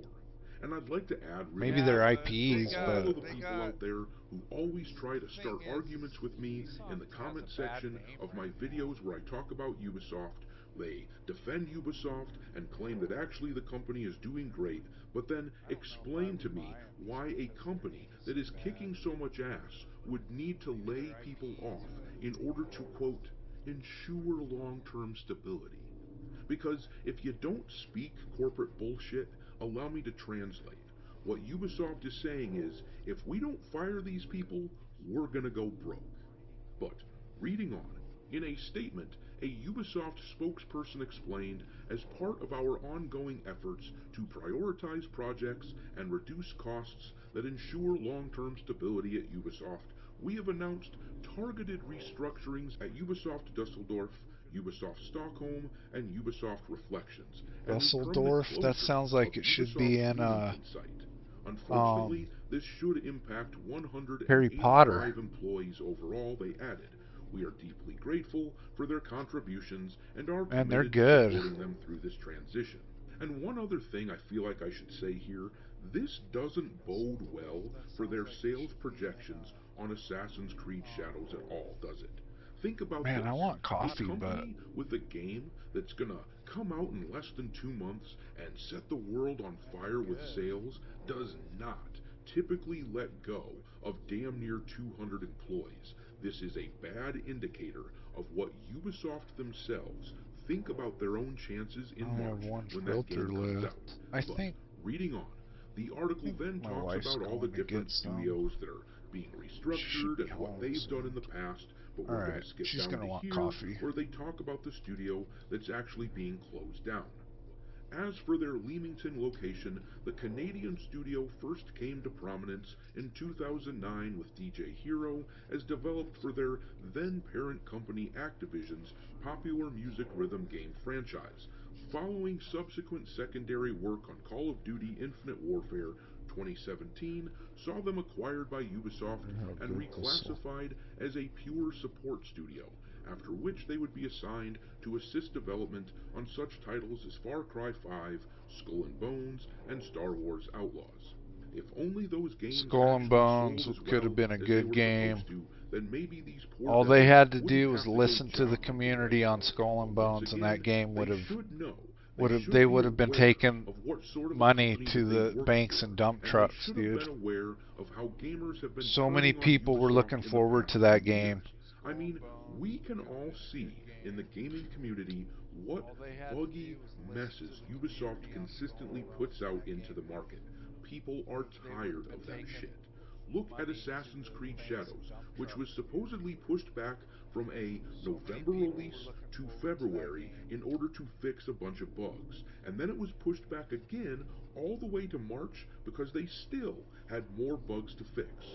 Well, based on how Supposedly. buggy the game looked when it was being streamed by the game director last week, I have a really hard time believing them when Ubisoft insists that they've been working on the game's bugs. If the delays in the game's release were actually to fix issues in the game, then the thousands who work at the company are either woefully inept or the game was originally so filled with bugs that it was no longer a video game but a frustration simulator. I'm pretty sure that these past few months, Ubisoft has actually been spending the bulk of their resources trying to figure out a marketing strategy to survive over the Yeah. next couple of months and to trick Kind people of like into what Star buying Citizen's Assassin's doing. Creed Shadows. Based on their track record as a company, they They're not will making the actually money, care if you, the so consumer, they're get a doing good ship product. sales instead What of they fixing care their about game, is and all their getting you ships to open are up your wallet to them one way or 90% of another. them Once that you they're do selling that, right they're now like are all in vampires, concept. just sticking around, trying to suck every little ounce of blood from you that they can with their planned DLC BS.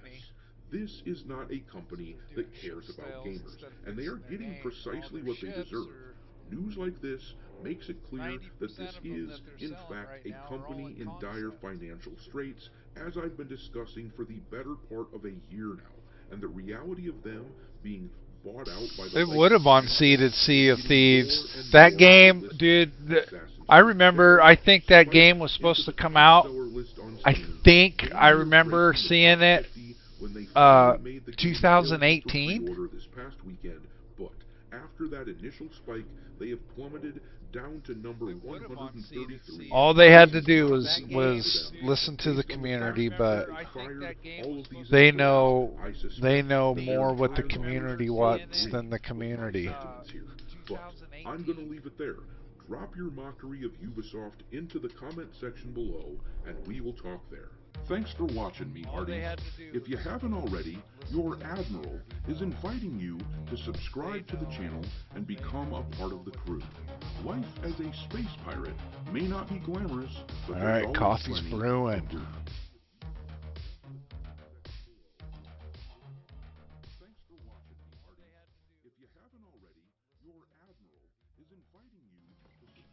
Yeah, I'm probably not going to get that game. No. Okay, yeah, now I can put these up here. Alright, coffee's brewing.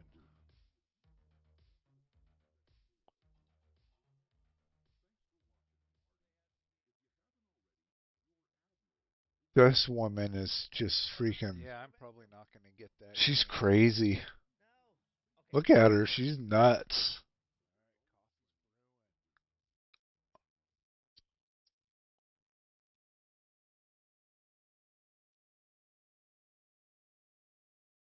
This woman is just freaking...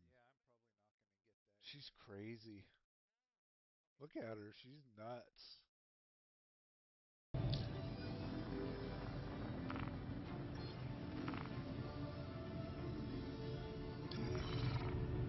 Please proceed to assigned landing bay.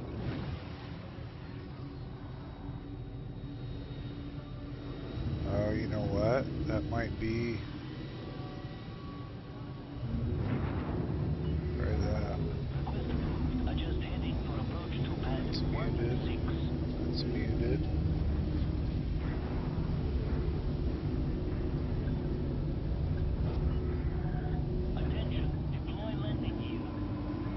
That's muted. That's muted.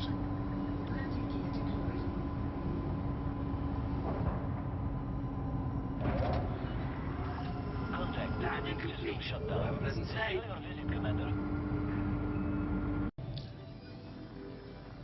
We got a Hind right here.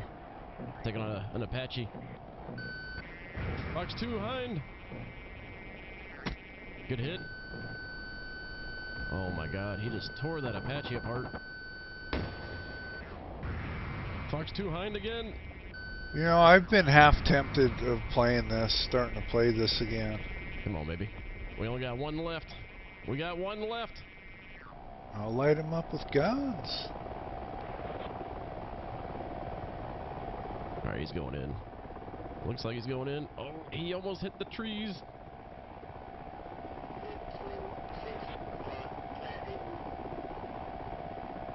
He's landing. He's got his wheels down. I think it is. It sounds like Kiowa. DCS. We got a hind right here. Yeah, it says right Take there, an Trickster Apache. DCS. Fox 2 hind. Good hit. Oh my god, he just tore that Apache apart. Fox 2 hind again.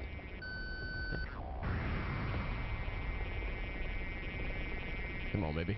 We only got one left. We got one. Because I have quite a bit of stuff. Alright, he's going in. Looks like he's going in. Oh, he almost hit the trees.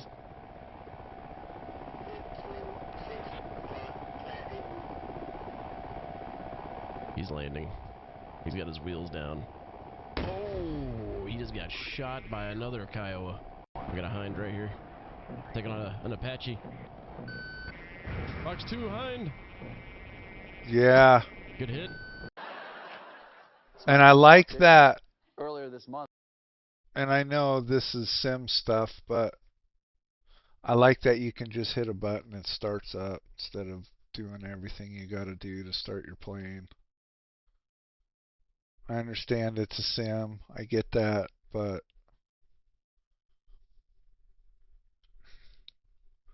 I remember printing everything out to remember how to start the plane.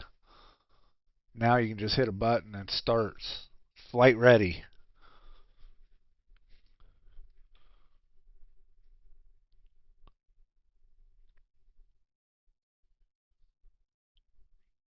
Yeah. And I mean, it's cool, it's immersive, and I get it, but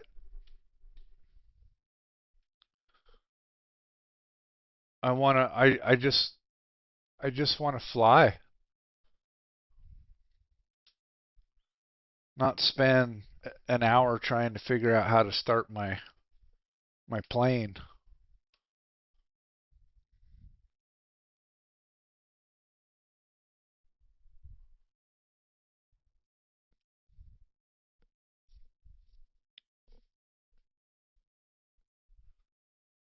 Yeah, I remember I'd print them out, then I'd write them down. I had sticky notes all over the bottom of my monitor, so I knew how to start my plane.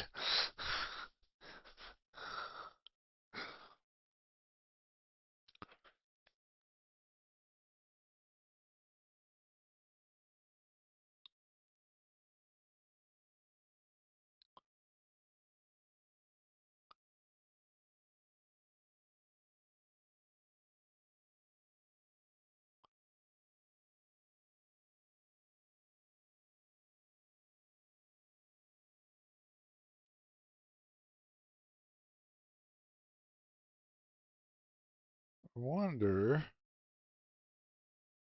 what the stock market did today.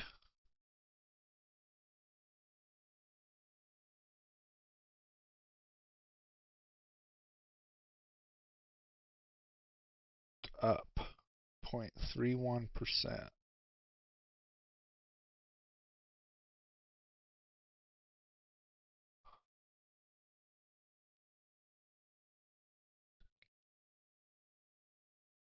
Oh, dude.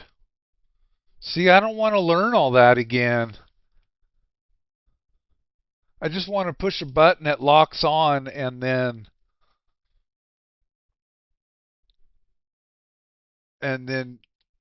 pull the trigger, turn, and go to the next target. I know that's arcadey and all, but that's what I like.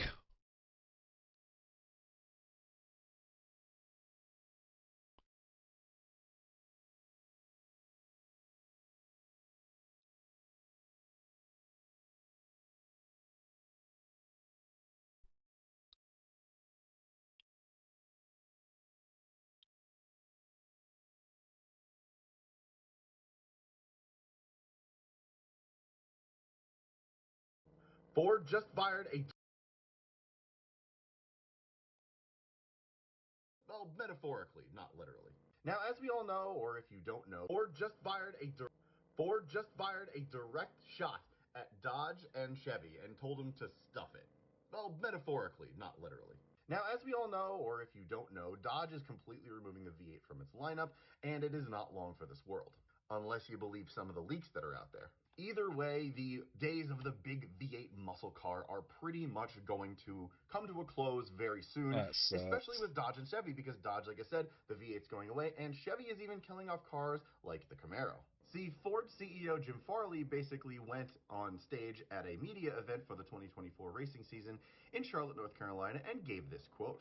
He said, "A lot of our competitors have come and gone. We never did that. We've always been there with Mustang. And if we're the only ones on the planet making a V8 affordable sports car for everyone in the world, so be it." Do you think this is a good idea for Ford, or do you think this is just kind of staving off the Great idea for Ford. Ford just fired a direct shot.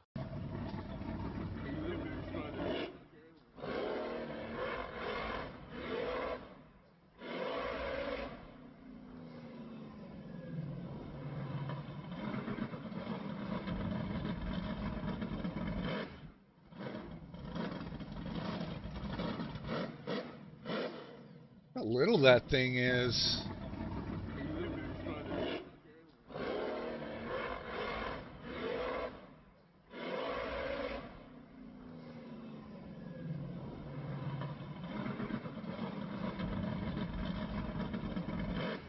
Looks like a Subaru Brat size with a huge freaking, I don't know what it is, 327 or something?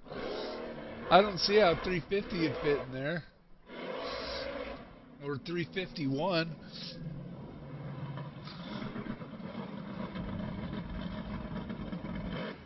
Coffee's done.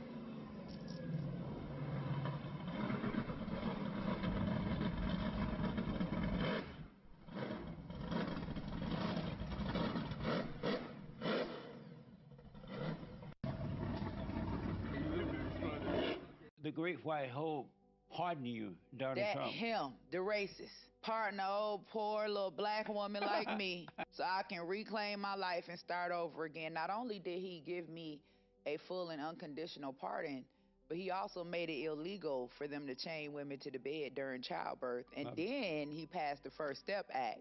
And then I walked in a list of 100 names of people that needed to be freed, and he freed several of those people before he left office. And these people are trying to convince me that I'm supposed to vote for the black woman who locked everybody up instead of the white man who freed everybody. What a mess. A mess. When they call Donald Trump a racist, what do you think about that? I feel like that's the kind of racism we need. And so for this man who they claim is such a racist, who not only gave me a fresh start, gave Kwame Kilpatrick a fresh start, gave Alex Marie Johnson a fresh start, you know, pardon Kodak Black, Lil Wayne. The Great White Hope pardon you, Donald That Trump. him, the racist, pardon an old poor little black woman like me so I can reclaim my life and start over again. Not only did... Oh, I hope I don't lose you. Please stay. I want you, I need you, oh God. Don't take these beautiful things that I've got. Please stay. I want you, I need you, oh God. Don't take these beautiful things that I've got. Oh, I hope I don't lose you. Please stay. I want you, I need you, oh God. Don't take these beautiful things that I've got. Please stay. I want you, I need you, oh God. Don't.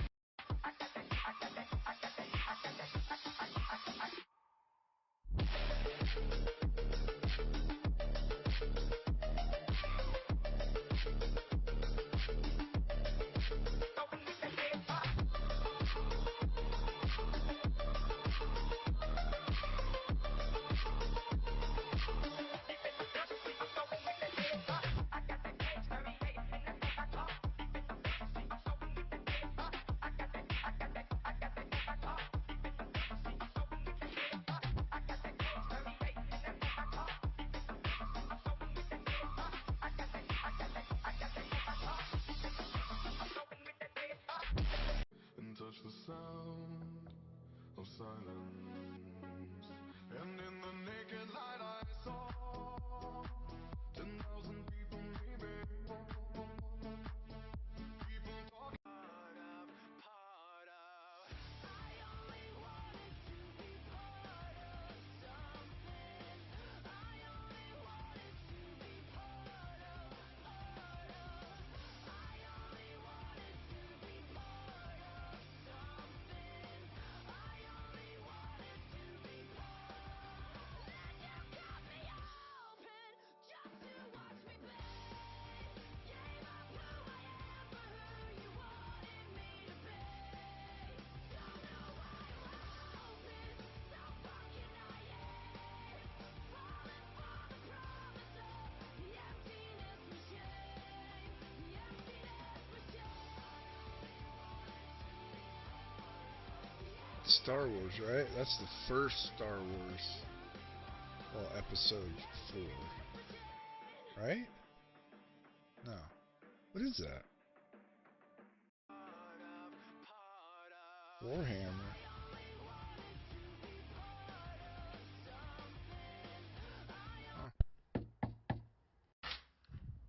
Can I help you? Hello, are you Josh? Yeah. What's up? Nice to meet you. I'm Police Constable Archibald Waltham Comsbley, and I'm here to investigate a crime. Constable? You're from the UK, or? From London, yeah. Okay. This is the United States, though. Well, as you know, the UK did say that we would show up to America and stop online hate speech. That's really dumb, but also I've never said anything hateful online like that. Actually, last week on Facebook, someone with your username said that beans on toast It's disgusting. Beans on toast is disgusting. That's like a fact. That's not hate speech at all. That's just the truth. That's classified as hate speech in the UK. So unfortunately, you've got to go to jail. Oh, a British cop is going to take me to jail now? Yeah, sorry, mate. Hey, quick question. What kind of British handgun do you guys carry as cops from England? Guns? No, we're from the UK. We don't have those. So how do you defend yourself if, say, someone doesn't want to go to jail? I have a stern voice and a positive attitude. You know what? Why don't you take one of mine? Because this is not going to be a fair fight. Wait, what? Can I help you? Hello, are you... Crank this up. All right, I am up on my friend's roof. These guys have had a bad sewer smell in their house. So I've got my little pack out shop back here. We're gonna turn this into a blower and we're gonna blow some smoke down the vents. We're gonna block off 3 vents and we're gonna blow our smoke down another one. We're using Gorilla Tape today. You can use any kind of tape, I think. Here where the hose connects to this, a little lock and unlock. Just slide that over to the right and that's gonna pop out. Here the air intake, that locks into place as well. And bam, now we've got a blower. It's actually just gonna set up in there like that. Right here, this intake is gonna start sucking air in, and we are going to be using these smoke emitters. Looks like a little thing of lipstick. It's gonna burn right here. And now I can Little hold thing that. of lipstick. That's It's some not gonna big burn. lipstick. And when I'm done with it, I can actually just throw it off the house. There we go. Crank this up. It's going good.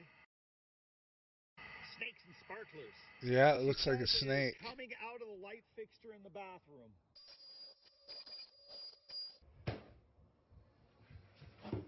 Oh yeah, this vent pipe is completely disconnected right here. Are you serious? Yeah, It's not even 100%. glued. It's not even glued. We'll put some glue on that and get her put down in there, and we should be rocking and rolling. Get that held down there. ABS and stuff. I hate that stuff. Oh, I hate that stuff. This is a girl we've been looking for 3 years, and we found her. When we started looking for her, she had already been held for 2 years, so 6 years. They called, and they, boss, we found her. She's such a high-value target within the organization of ISIS that they put out a full story in a Turkish newspaper that said her name and that she had been rescued. That's complete false. Why is she such a target? Why is she so important to them? She's the last Christian girl that was kidnapped, and they brainwashed her so good. She's recruiting girls to be vest, Suicide bombers. Yeah, she's so good at recruiting. My guys, they called me one time, got eyes on her. I said, what's the risk assessment to get her? They go, bloody, we can do it. Do you want my opinion? And I need people to understand this. This is not American guy talking. They're indige, and he goes, let me kill her. He says it's better for everybody, including her.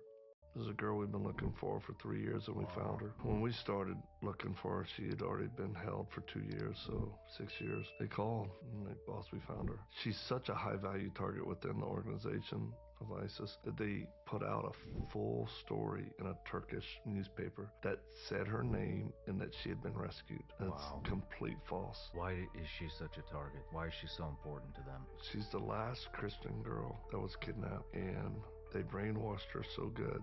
She's recruiting girls to be vest, Suicide bombers. Yeah, she's so good at recruiting. My guys, they called me one time, got eyes on her. I said, what's the risk assessment to get her? They go, bloody, we can do it. Do you want my opinion? And I need people to understand this. This is not American guy talking. They're indige, and he goes, let me kill her. He says it's better for everybody, including her. This is a girl we've been looking for 3 years, and we found her. When we started.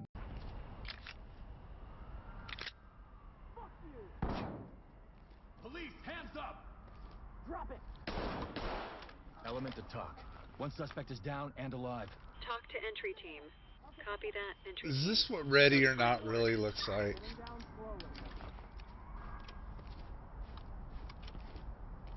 Turn around and stay still. Get on the fucking ground! Now! Move to the sound of my voice.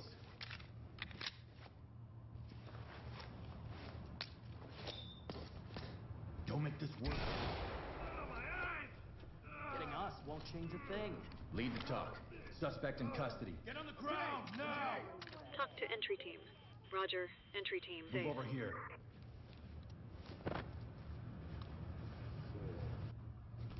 Relax. Fuck you.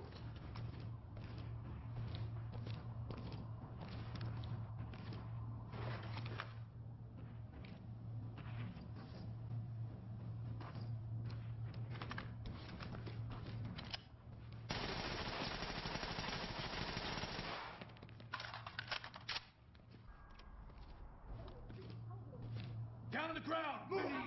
Get down! Keep your hands up! A Pulitzer Prize-winning cartoonist was the first person to be arrested according to the new California law prohibiting the possession of AI-generated child porn. Which brings me to my new segment, Hear Me Out.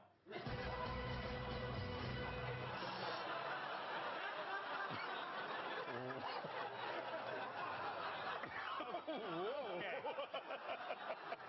Hear me out. Isn't AI-generated child porn the best possible solution for pedophiles? They aren't real kids. It's just fake kids that are generated by scanning thousands of real... Okay, now I see the problem. This has been Hear Me Out.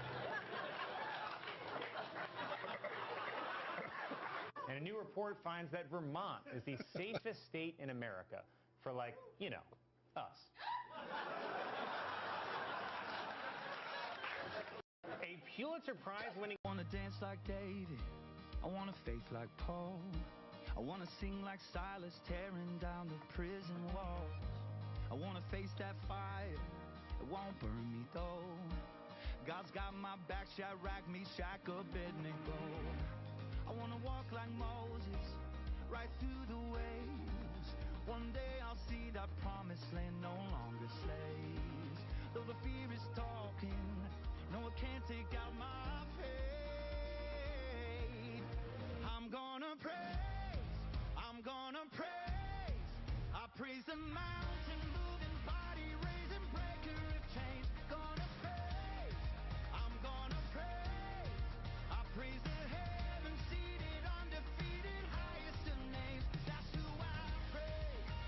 Hey, that's who I praise. Wanna dance like David, I want a faith like Paul. 30 years ago, Carl Sagan made a prediction for the future of the U.S., and I want you to tell me if you think it's coming true or not. It's a foreboding I have, maybe ill-placed, of an America in my children's generation, or my grandchildren's generation, when all the manufacturing industries have slipped away to other countries, when we're a service and information processing economy, when awesome technological powers are in the hands of a very few, and no one representing the public interest can even grasp the issues. When the people have lost the ability to set their own agendas or even to knowledgeably question those who do so. When there is no practice in questioning those in authority. When clutching our crystals and religiously consulting our horoscopes.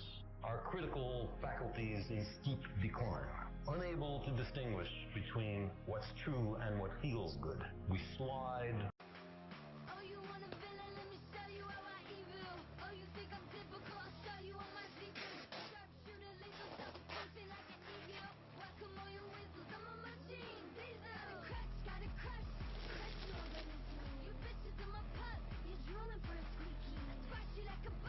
This is cosplay stuff.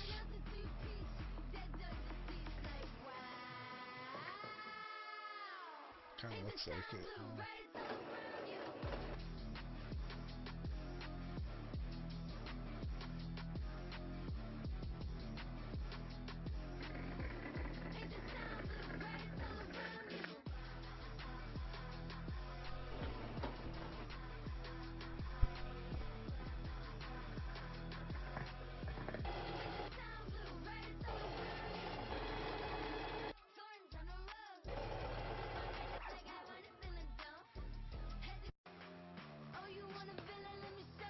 Incredible developments regarding the case of a primary school near Milton Keynes in the UK, where asylum seekers from the nearby migrant hotel have been caught loitering outside and, according to the parents, taking photographs of the children. The school and the hotel are only separated by a large field. The extent of police action on the issue appears to be restricted to different cultural expectations. What, so in places like Afghanistan, Iran and Eritrea, It's normal to do this. If their culture is predicated on loitering outside primary schools and making kids feel unsafe, they've got to go. They've all got to go. The school itself is now having to keep the kids away from the back of the field that borders the migrant hotel. Parents are now withdrawing their kids from school altogether. And if you're expecting the likes of the BBC or Sky News to cover any of this, well, don't hold your breath. Incredible developments regarding the case of a primary school near Milton Keynes in the UK, where asylum seekers from the nearby migrant hotel have been caught loitering outside and, according to the parents, taking photographs of the children.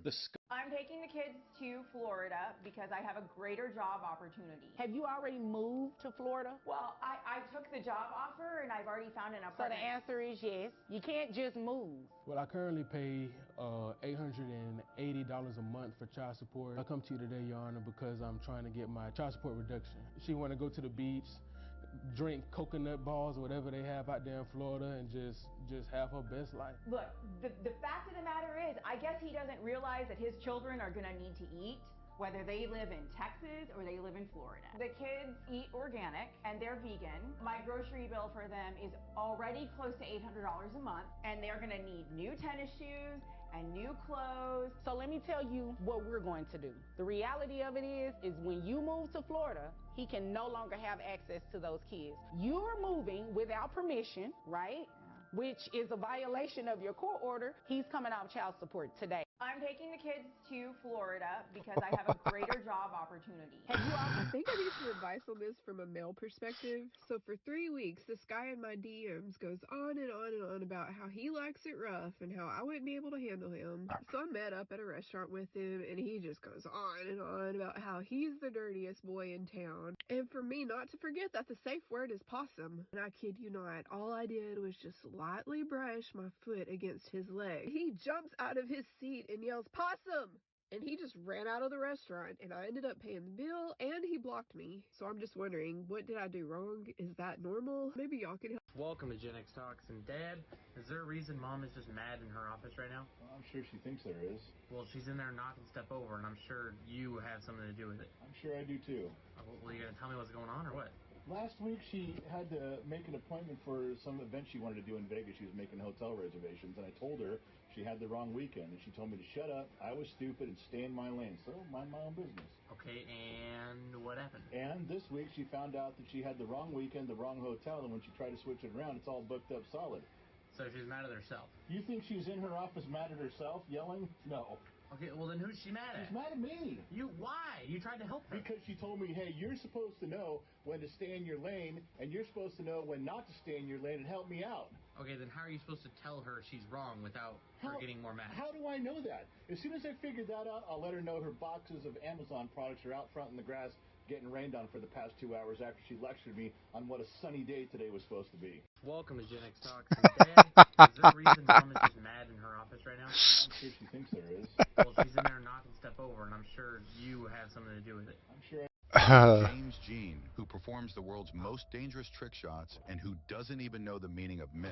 It means nothing can escape him. It doesn't matter if his eyes are closed, if he's looking in the opposite direction, or even turning around while taking a shot. He always hits the target, and James doesn't stop at just one target. Because why should he aim at just one object when he can hit 10 targets with a single shot? On the one hand, people like us who won't even be able to hit the arrow on the target. How is that? The arrow with such trick shots that we can't even imagine. It must be messing with the arrow. James is a master of archery, or with the feathers. Shot, in shooting, and can perform no-look trick shots with all three of them. But it's still got 2 likes.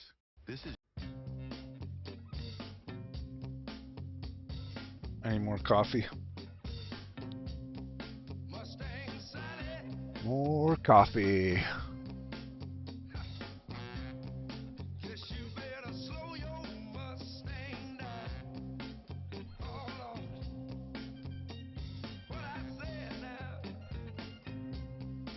This time I'll put a little foo-foo in it.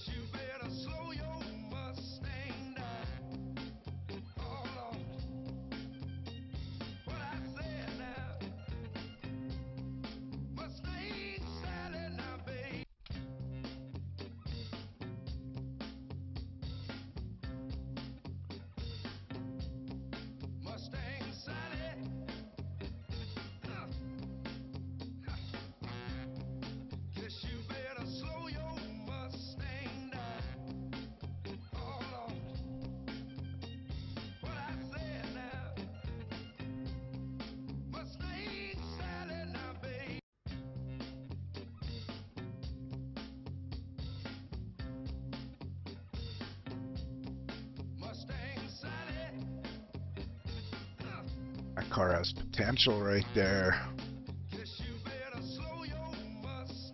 There is what Obama said. On the same video, there is what Trump actually said. It's disgusting. It's a disgusting lie. And he's talking about George Washington. He said George Washington had slaves. Let's play it. On both sides of a white supremacist rally. You had some very bad people in that group. But you also had people that were very fine people on both sides. You had people in that group that were there to protest the taking down a very, very important statue from Robert E. Lee to another name. Was George Washington a slave owner? So will George Washington now lose his status? Excuse me, how about Thomas Jefferson? Are we going to take down the statue? Because he was a major slave owner. And I'm not talking about the neo-Nazis and the white nationalists, because they should be condemned totally. But you had many people in that group other than neo-Nazis and white nationalists. The news has said that lie over and over and over and over and over again. The mainstream corporate-controlled news that wanted this narrative said that over and over and over again. They repeated it. There is what... There's basically 4 things in a casino you can make money in. One is poker, because the casino just takes money of every single pot, right? So they're guaranteed. I know you need help setting up this desk right now. I do not. Well, that big slam makes me think so already, I'll be honest. Okay, so you don't want any help setting up the desk whatsoever. Perfectly. Megan wants to solo setting up her gaming desk, and that's A-okay. Yeah, I'm more than happy for that. Okay. All right. I'll check it in 30 minutes. See what's going He's on. getting roped into this. How we doing, honey? Just fine. You don't want my help? No. Okay. Hey. How's it coming along? What? No, I hear you. No, it's not. Do you need my help? Yeah. Okay. Don't say it. Don't say it. But we both get Don't. it. But we both know. No. There's just no point. Okay. I'm happy to help you. Let's get it. I know you need... Excuse me, the Canadian people are not obliged to wait around while this party sorts out its shit. These guys could have got rid of Trudeau a year and a half ago. They knew he was a disaster then. And now they say, well, we're low in the polls, so we have to get rid of him. Now, you didn't care when he was just depriving single mothers of food for their kids, or doubling housing costs, or unleashing crime in neighborhoods across the country. But now you're really concerned about getting rid of him because your poll numbers are down and you want to keep your job. Sorry, that's not a good reason to paralyze the entire country, in the face, by the way, of a major... I had to put water in that. ...incoming U.S. president, who I mean, it was dry. Massive and powerful mandate. Yeah, it wasn't dry, but there was no water in it. From a mile away. So the country should not be forced to wait for the Liberal Party to clean up its own mess. They've had plenty of time to do that. What we need now is certainty, and the only way that can come is through an election so the people can decide. Excuse me, the Canadian people are not obliged to wait around while this party sorts out its shit. These guys could have got rid of Trudeau a year and a half ago. They knew he was a disaster then. And now they say, well, we're low in the polls, so we have to get rid of him. Now, you didn't care when he was just depriving single mothers of food for their kids, or doubling housing costs, or unleashing crime in neighborhoods across the country. But now you're really concerned about getting rid of him because your poll numbers are down and you want to keep your job. Sorry, that's not a good reason to paralyze the entire country, in the face, by the way, There's of coffee. A major negotiation with oh the my incoming God, I can't US take you president, anywhere. who enters with a massive and powerful mandate, and a man who has proven that he can spot weakness from a mile away. Did you get so filters? The country should not be forced to wait I for went the to Liberal made Party coffee. to clean up its own mess. They've had plenty of time to do that. What we need now is certainty, and the only way that can come is through an election so the people can decide. Excuse me, the Canadian people are not obliged to wait around while this party sorts out its shit. These guys could have got rid of Trudeau a year and a half ago. They knew he was a disaster then. And now they say, well, we're low in the polls, so we have to get rid of him. Now, you didn't care when he was just depriving single mothers of food for their kids, or doubling housing costs, or unleashing crime in not wrong neighborhoods right across the here. country. But now you're really concerned about getting rid of him because your poll numbers are down and you want to keep your job. Sorry, that's not a good reason to paralyze the entire country, in the face, by the way, of a major... Nothing goes in the bag except for air. I don't want my boy to see. Let's get on with it. Turn! Father, Colonel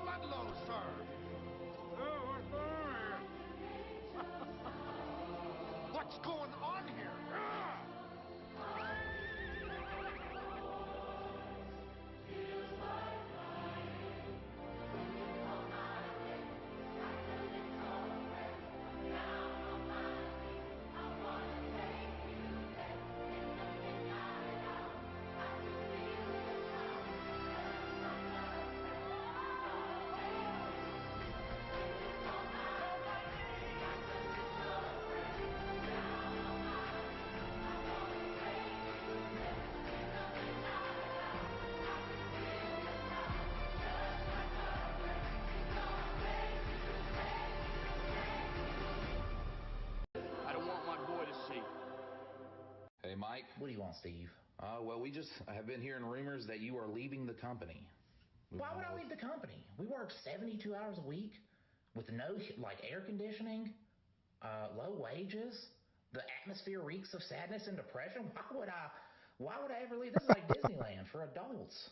Mike, we are willing to offer you something we have never done before. Listening.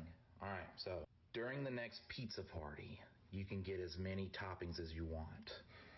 I just want to let y'all know I found a new job, so I will not be working here anymore. Sorry I seem a little shaky. This is like the happiest I've ever been sitting in this office. But yeah, I won't be working here anymore. So you're not going to give us a 2-week notice? Like, for real? Would you give me a 2-week notice if you were firing me? Like, would you do that? Would you be like, hey, Mike, you better find a job in 2 weeks because we're going to let you go? You wouldn't do that, would you? Well, whatever, your choice. But when corporate gets wind of this, they are not going to be happy. They're going to come down here and get... Hey, Mike, what do you want, Steve?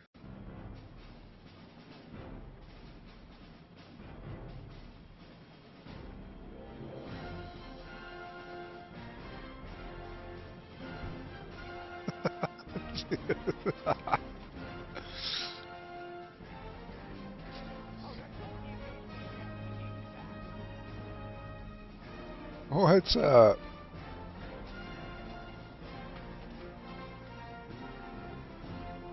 Just watching shorts.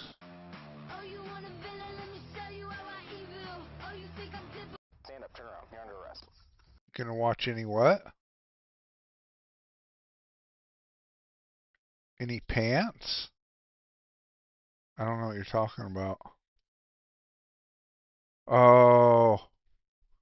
Oh my goodness.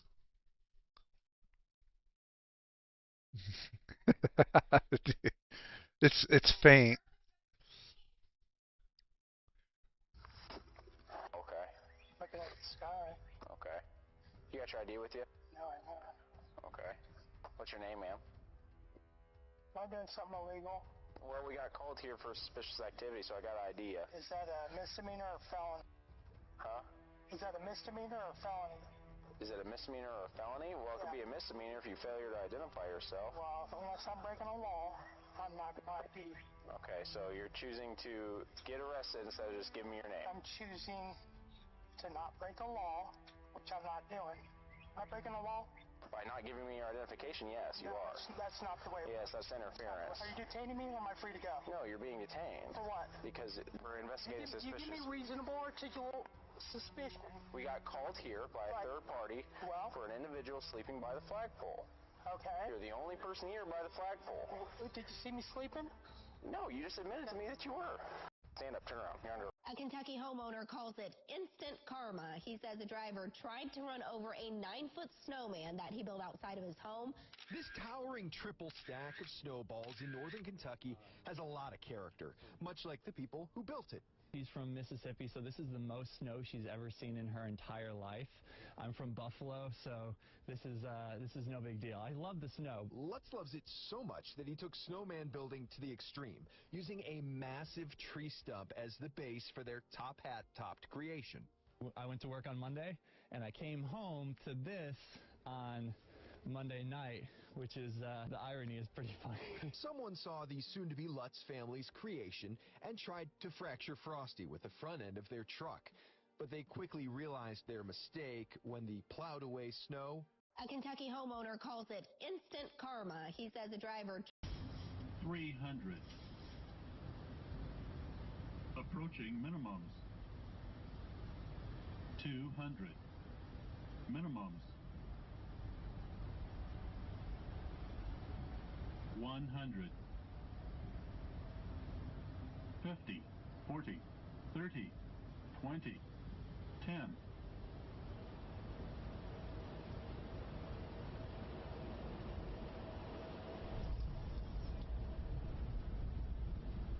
A nice landing.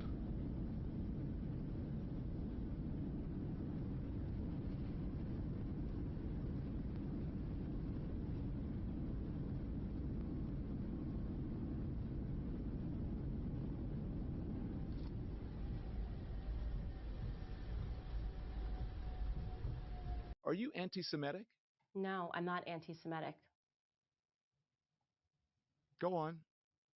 Go on with what? You asked me a question. I answered it. You Yeah, said I don't She's need the so words to defend awesome. myself because I'm just not anti-Semitic. There's nothing that I hear that I need to add. I guess today anti-Semitism, the definition keeps expanding, and now I guess it means if you don't fall over yourself every time Bibi Netanyahu speaks, they're just going to call you an anti-Semite. Nope, I'm a Christian. Kids being bombed is upsetting to me, and I have a right to say that without being called an anti-Semite. This is the nation of Israel is not Judaism. It's a nonsense to suggest that we can critique, as we did earlier, talking about Joe Biden, that we can critique our own president and nobody cares because we should. You should be able to hold leaders and their decisions and their feet to the fire. And then to say that if you do the exact same thing over what Bibi Netanyahu's actions are, then you're somehow anti-Semitic. Okay, I understand that, and I don't disagree. I think you can criticize and He's such analyze a the clown. actions of the Israeli government, the IDF, and also Bibi Netanyahu. Don Are you Lemon. anti-Semitic? Do it, Vince. I'm giving you an hour to redeposit that money. And if you do not redeposit that money, I'm calling into the cops. I'm putting a restraining order on you, and I'm calling Donna and telling her to redraft the MDA where I get 100% custody of the kids.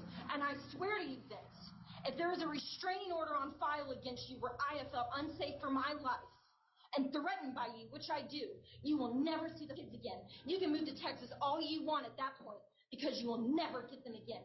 Do you understand me? I will move heaven and earth to take you down in this divorce if this is the you decide to play. You have 1 hour to deposit that money, or I swear to God, Vince, I'm calling the cops and telling them how unsafe I feel around you and how mentally and emotionally you've been and how you pushed me up against the wall in the bathroom my last day in that house and I had to tell you to get off me 3 times.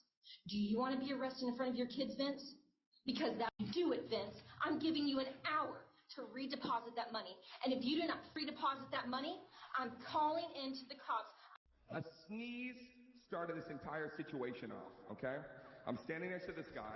He turns towards me and he sneezes like this. He goes, "Ugh!" I looked at him and I went, God bless you.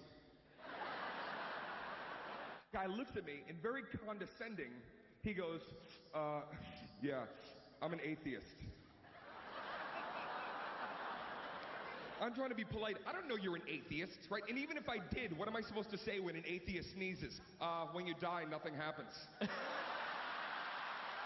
He goes, well, what about you? What did you grow up? I said, well, I was raised Catholic. What do you believe happens to you after you die? And I said, okay, well, hopefully I live a good life and my soul goes to heaven. He's giggling. He's like, do you believe this? This is what... So he's laughing at my beliefs, and finally I just snap back, what about you? Okay, what about you, all right? What happens to you after you die? Now he gets very serious, like he's going to school me, okay? I know what's going to happen to me after I die. After I pass on, my body will become one with this earth. And with that, I will return as a huge, beautiful tree. I hope when he dies, he does become a tree. And wouldn't it be fantastic if while he was out there just enjoying his treeness, through the woods a huge sweaty guy with an axe comes along, sees him, chops him down, smash, put a chain around him, drag him through the mud and the muck, throw him into a sawmill, grind him up. Then you pound him down into paper. Once he's paper, you print the Bible on him. Wow, man, I haven't watched Dane Cook in so long. I'm now remembering that this guy used to play insane venues with thousands of people in it, which like 3 comedians ever have done. And then, after the 2000s, Dane Cook fell out of favor, and people would make fun of Dane Cook, and they say he wasn't funny, and he kind of disappeared from popularity. I am calling for a Danaissance. All winners so far. And Dane Cook should be, he's due for a comeback. I'm instituting now a Danaissance. A sneeze started this entire situation off, okay? I'm standing next to this guy. He turns towards me and he sneezes like this. He goes, Maybe.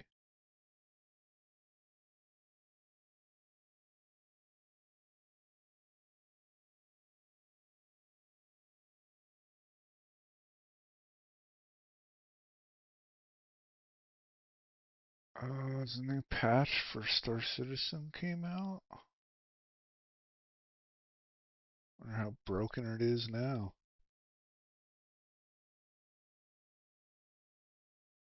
Yeah, there is a new patch.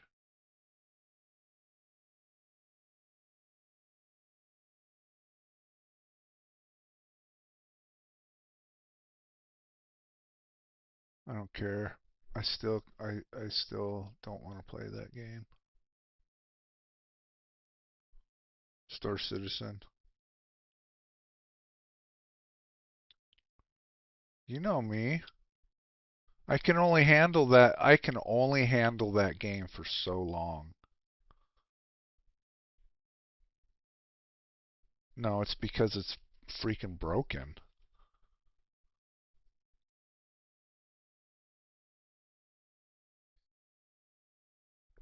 It is. No, I don't say that. I said this game is phenomenal when it works, is what I say. And I got all the videos to prove it. So you can. It works in the mornings till about till about 10 o'clock, 10, 11 o'clock, and then it breaks.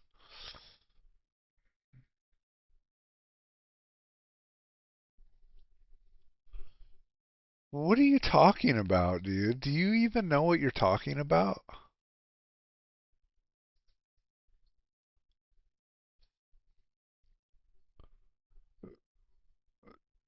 When did I say what other game did I say that just works in the mornings? Because there isn't.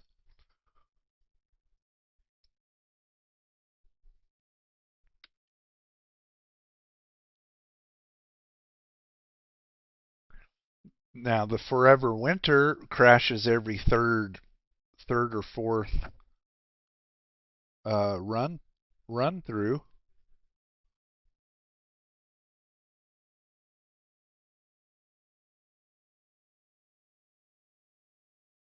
I don't know what you're talking about, dude.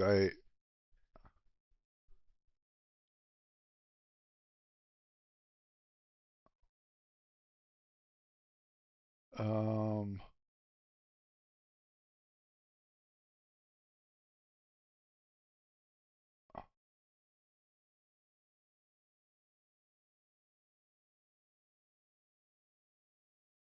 was it a Steam game? It,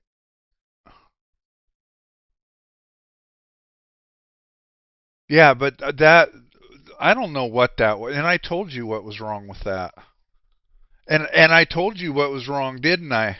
So you're just like twisting the truth, dude. Because I told you what was wrong. It was my router blocking. Um I told you this, dude. You're such a freaking drama queen. You're trying to argue with me. I told you, and if you want to conveniently forget that, well, that's your problem.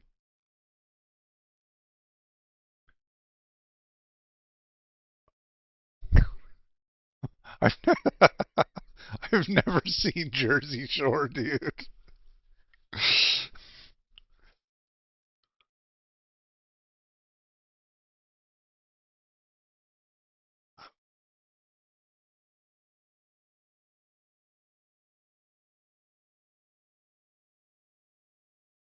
So I was watching this show. I forgot what it was called last night. It wasn't Silo. We didn't end up watching Silo. We watched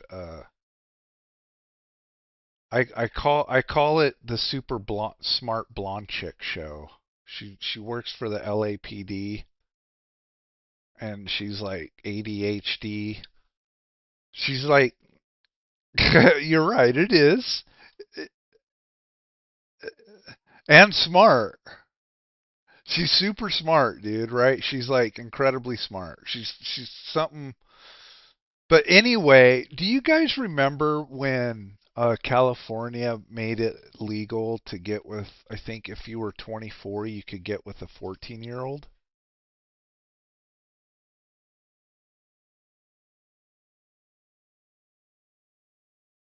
Well, okay, maybe they didn't legalize it, but they were definitely looking into it.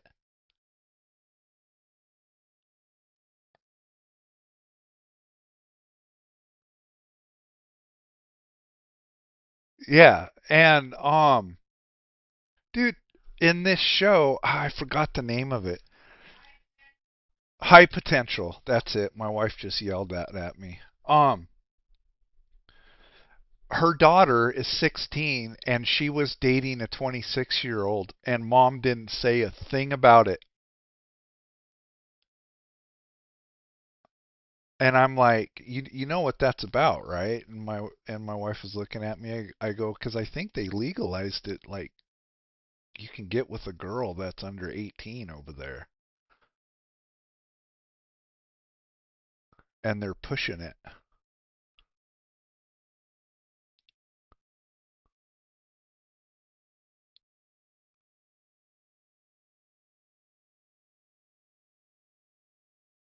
Yeah. Well, I've been thinking about it, but I think about all the crap you got to do just to get your plane off the ground. I'm like, I don't want to do all that. There is a quick start, and then the missile, when if like you're flying your A-10 like Juice was saying, you got to slave your laser to your camera and do all that stuff when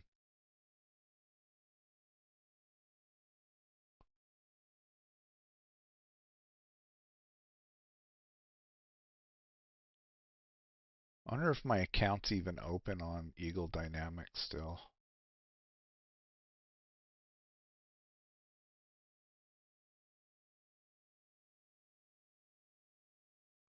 Because I have that, what is it, KA52, and I have the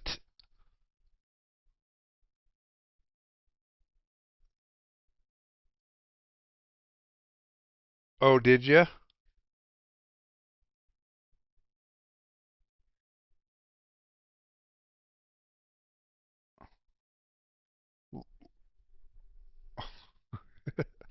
What'd you think of Castle?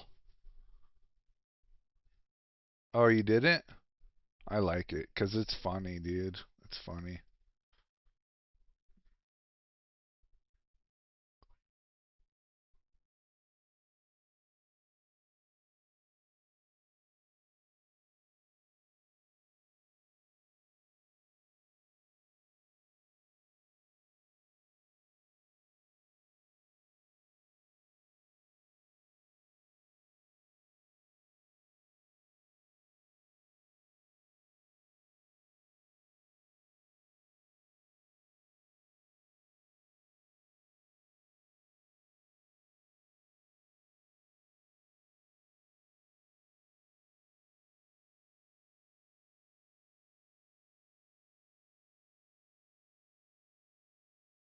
I saw bits and pieces of her.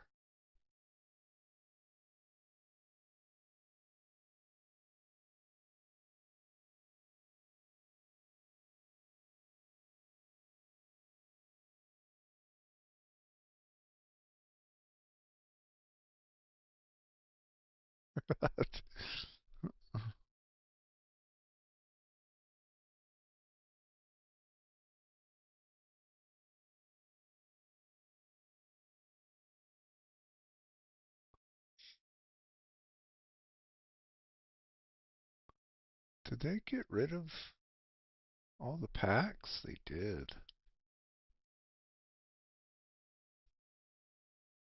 Yeah, I'm logged in.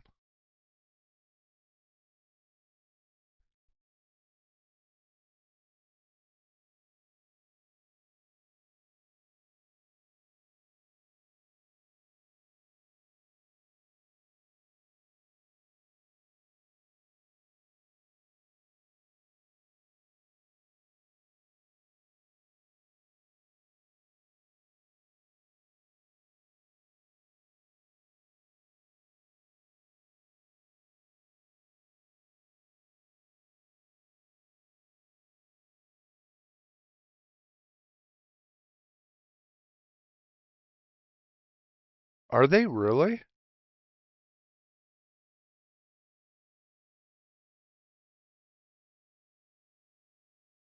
That's cool.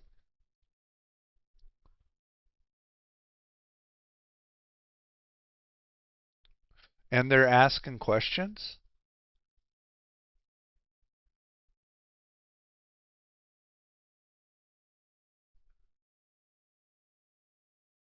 Then that is true.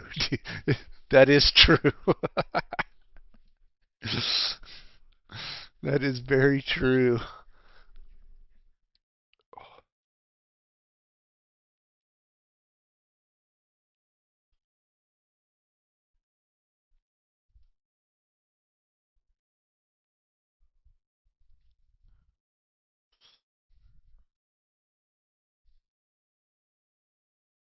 Crazy backroom deals that they do with them.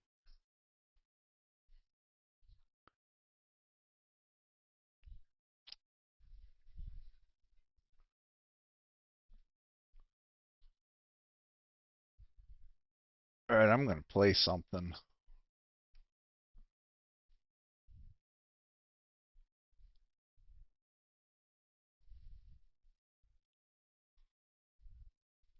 I think I'm going to play something.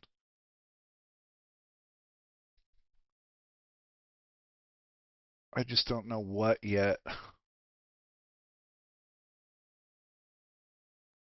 I have been.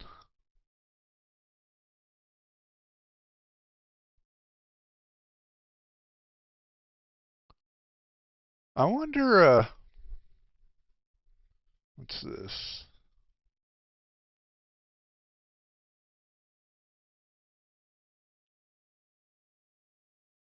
Added. All this is in here.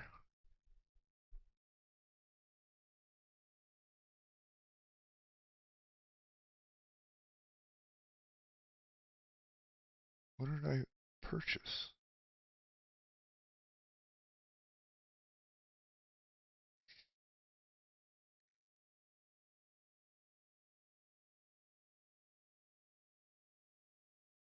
All right, they're fight for Pyro. What's this? No, I'm reading emails from Star Citizen. Pyro is burning. Yeah.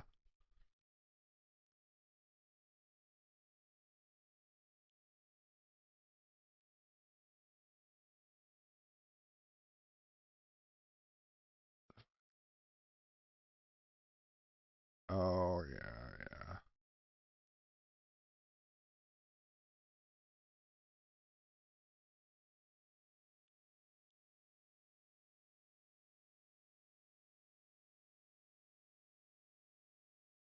What's that?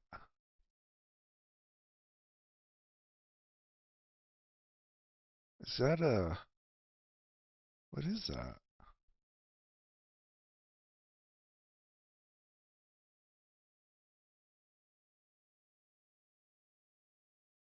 Is that a tractor beam? Huh.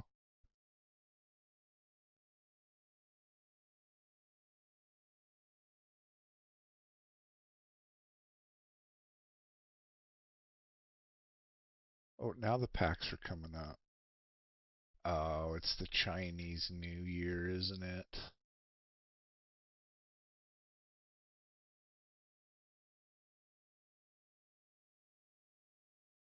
How come it's just Chinese New Year? Well, everyone has a New Year's, right? How come it's just, how come we always get Chinese ones? I know some are Chinese developers and I understand that, but these ones aren't. This one isn't. Yeah. Well, I know that, but why? I mean, I don't get it. Why? I mean, are they being told to? Are they pushing an agenda? Ooh, the new. That's kind of neat.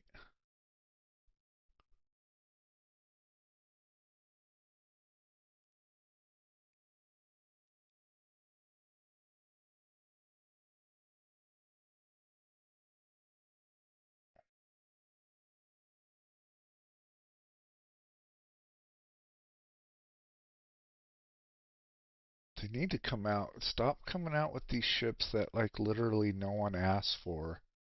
It's funny. They have these concept ships that they sell that people buy, but they come out with these ships that no one knows until a month or so before they drop it. But we have concept ships that they've been selling that's been in concept for years that we've heard nothing about. Ooh, they got the 600 for sale. I do like that. I might get that.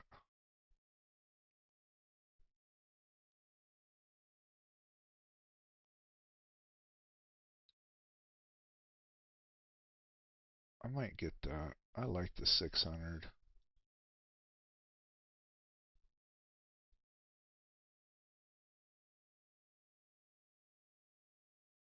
What they need to do is bring out the ships that are in concept that they sell on the stores. How that is not illegal is beyond me.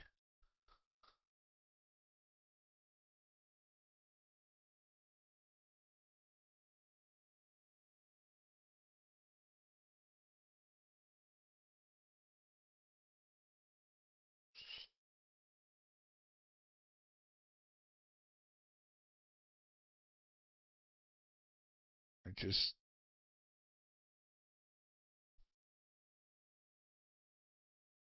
How much SCU does this thing hold? Is it the same as the Vulture? It's like worthless.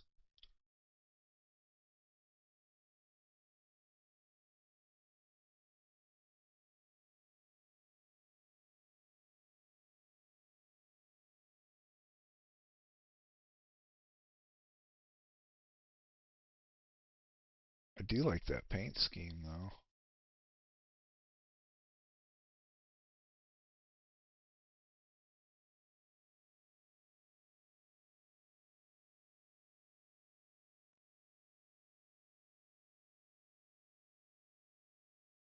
$12. Just like the... You can't even put a whole ship in there.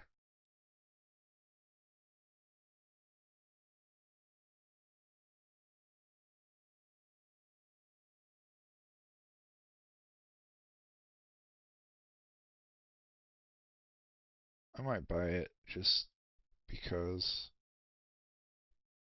and then melt it, and then melt it just to check it out.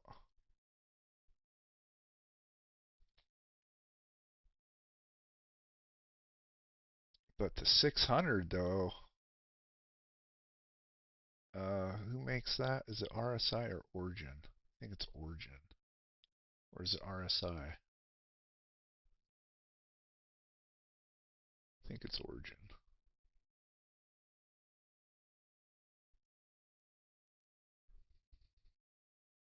Yeah, what is it? The Explorer, right? Yeah.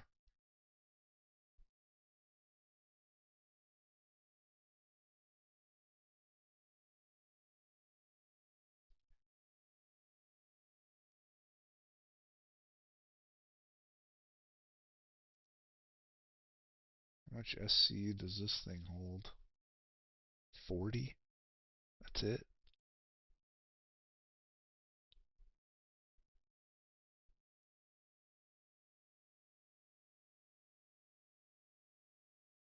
Weren't they redoing the 600?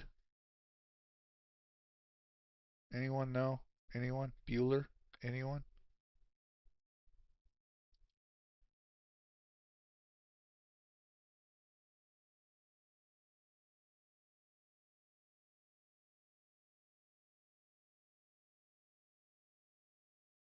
There's a car in there.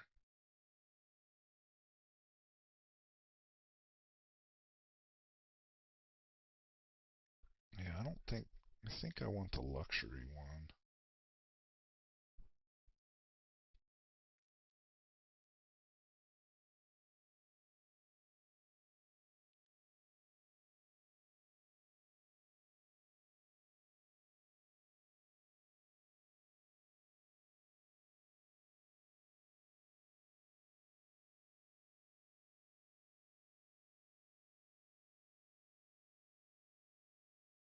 or the touring. I think I want the touring. They don't have it in the store, do they? Exploration, that's it.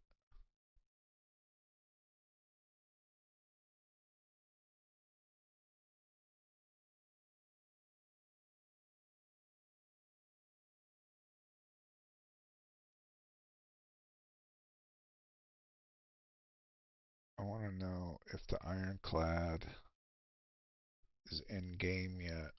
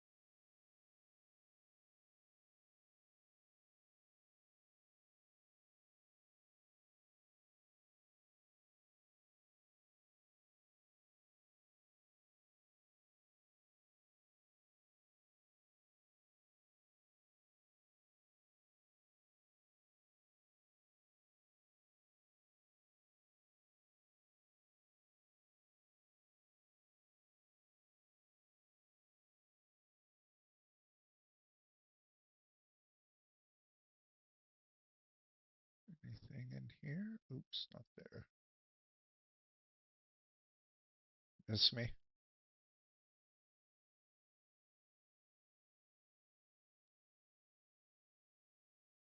No. Uh-uh.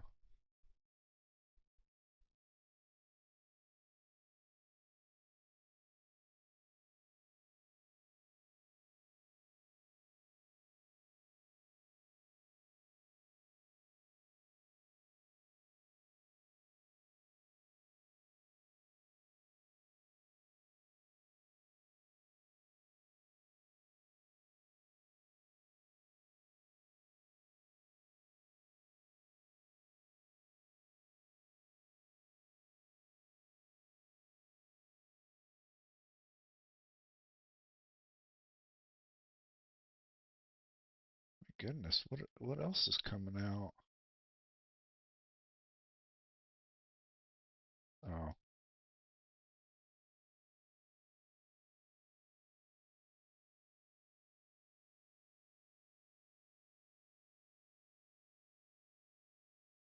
That one's cool looking.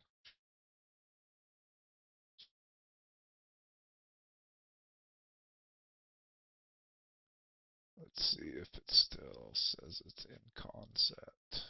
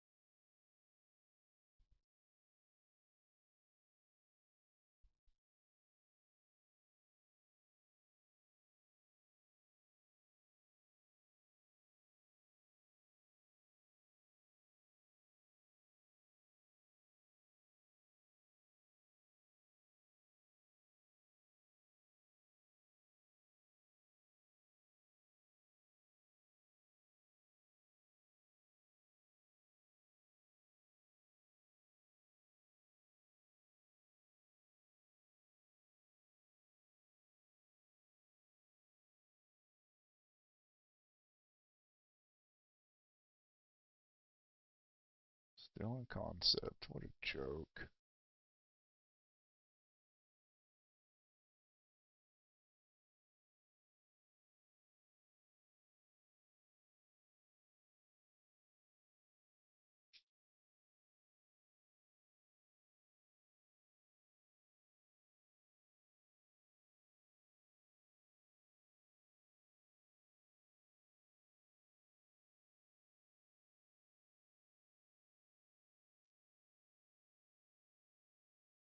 What a joke.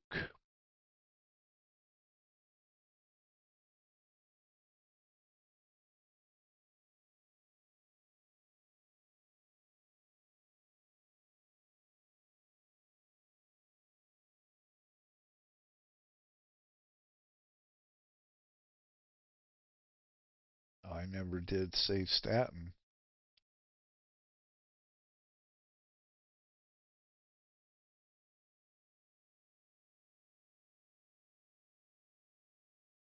That's an SMG. That's dumb.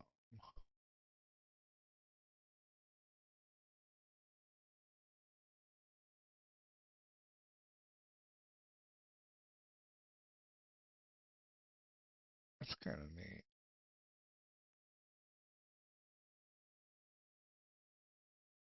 That's basic.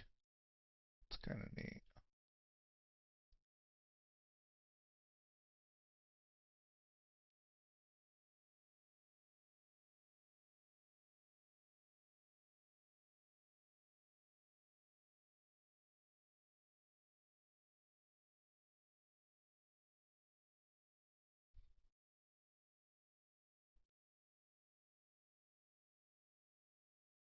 Oh, that's kind of neat.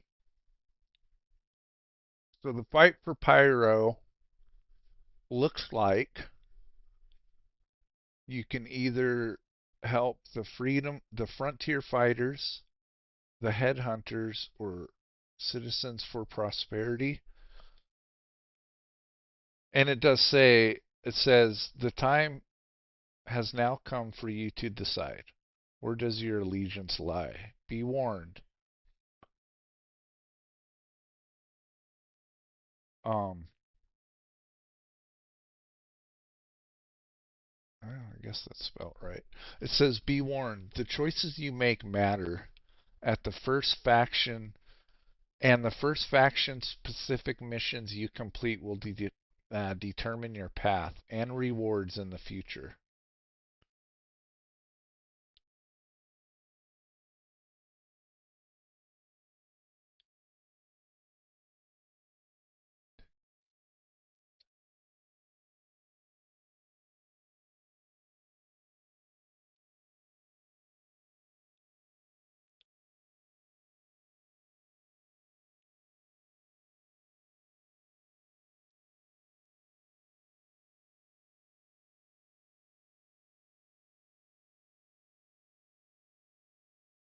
I wonder if my org is going to get involved in this.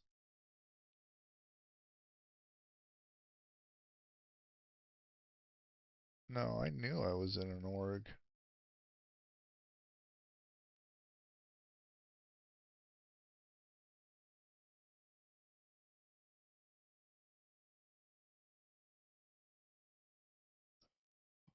I guess I'll set my I think I have to. Is this for 4.0? It must be.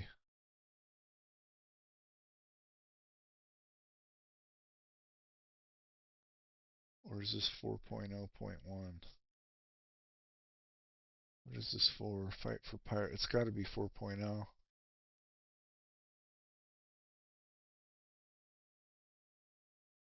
Or is it 324?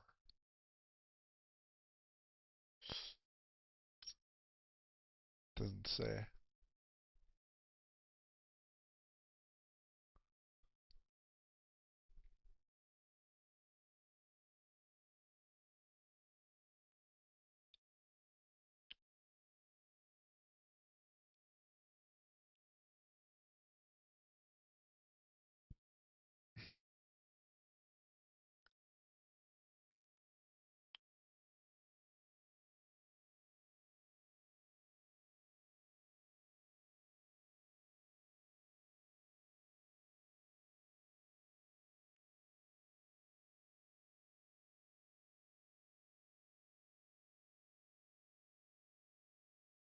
And there's more emails coming in.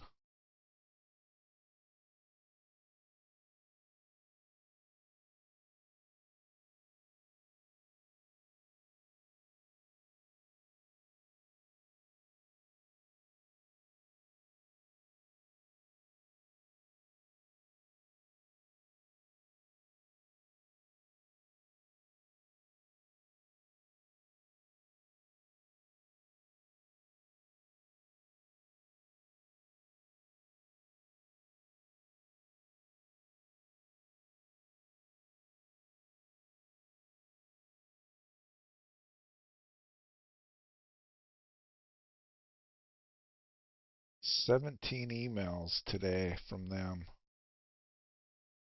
Well, from Tracker SC.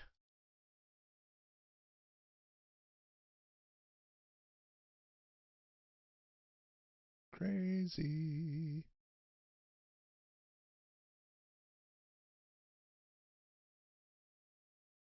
All right, this might tell me what version it's in.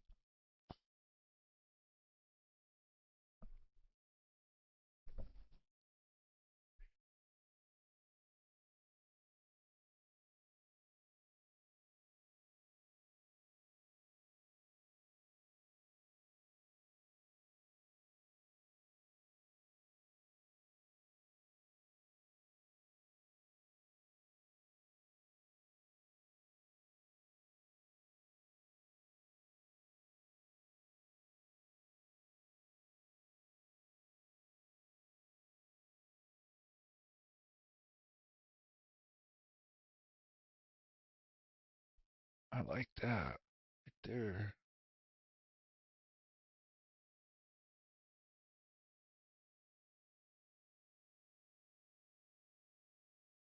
That's pretty cool.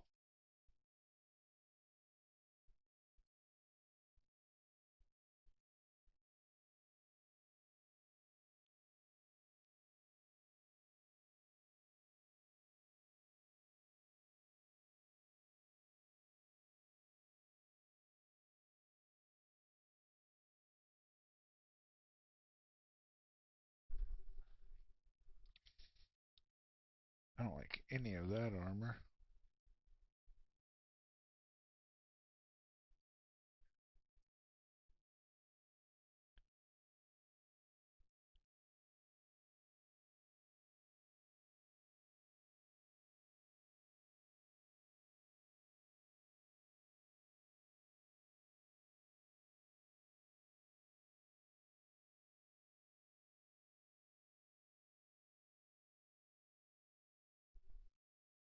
Pick your battles.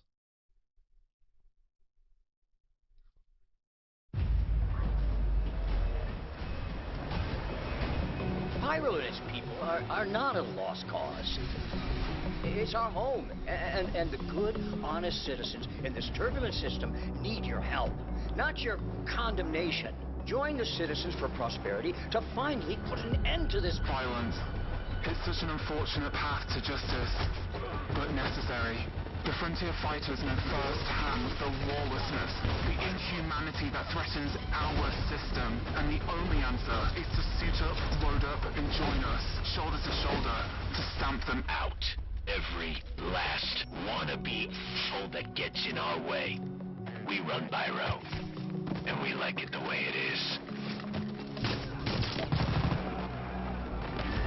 So, you're either with the headhunters, showing these figures that they can go for themselves and their fools, or you can right off.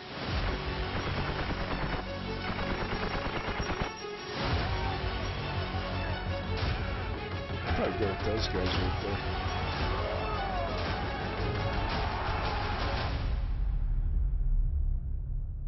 there. Alright.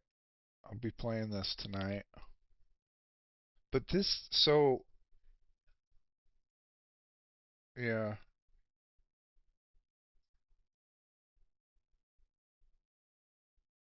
So is it in 4.0.1?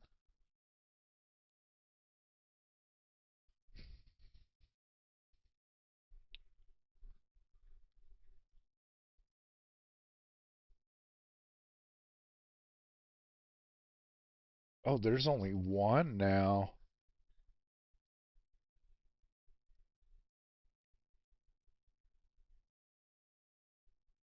There's no PTU, no preview. It's live. So, well, that answers that question. Now I got to download it.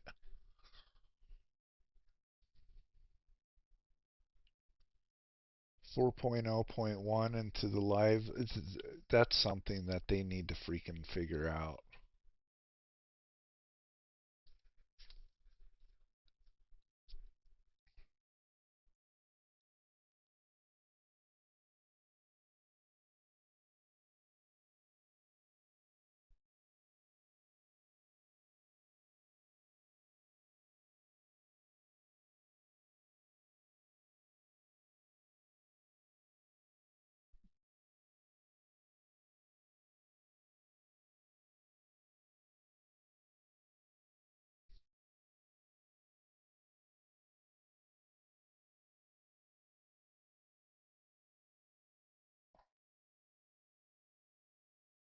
I think I just want to delete this one. Whatever. I don't want two games on my... Oh, wait. You can do it this way now, right?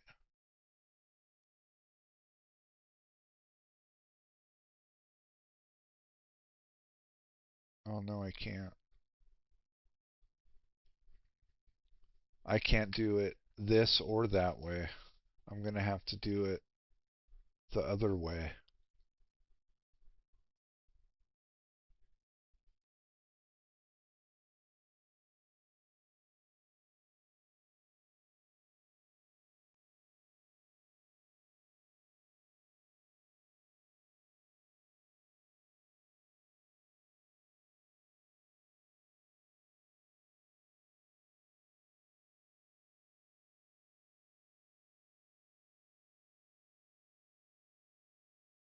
You wish I wasn't wearing pants.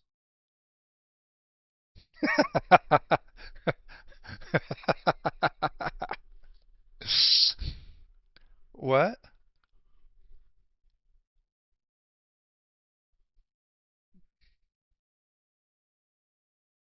No, I'm gonna... Another email? Holy smokes.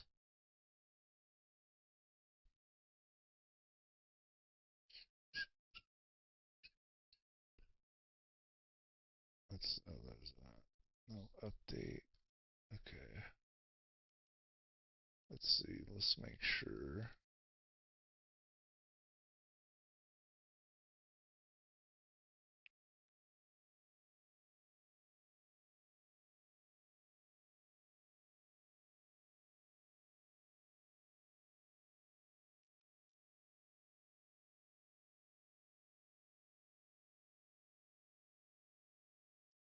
Install game.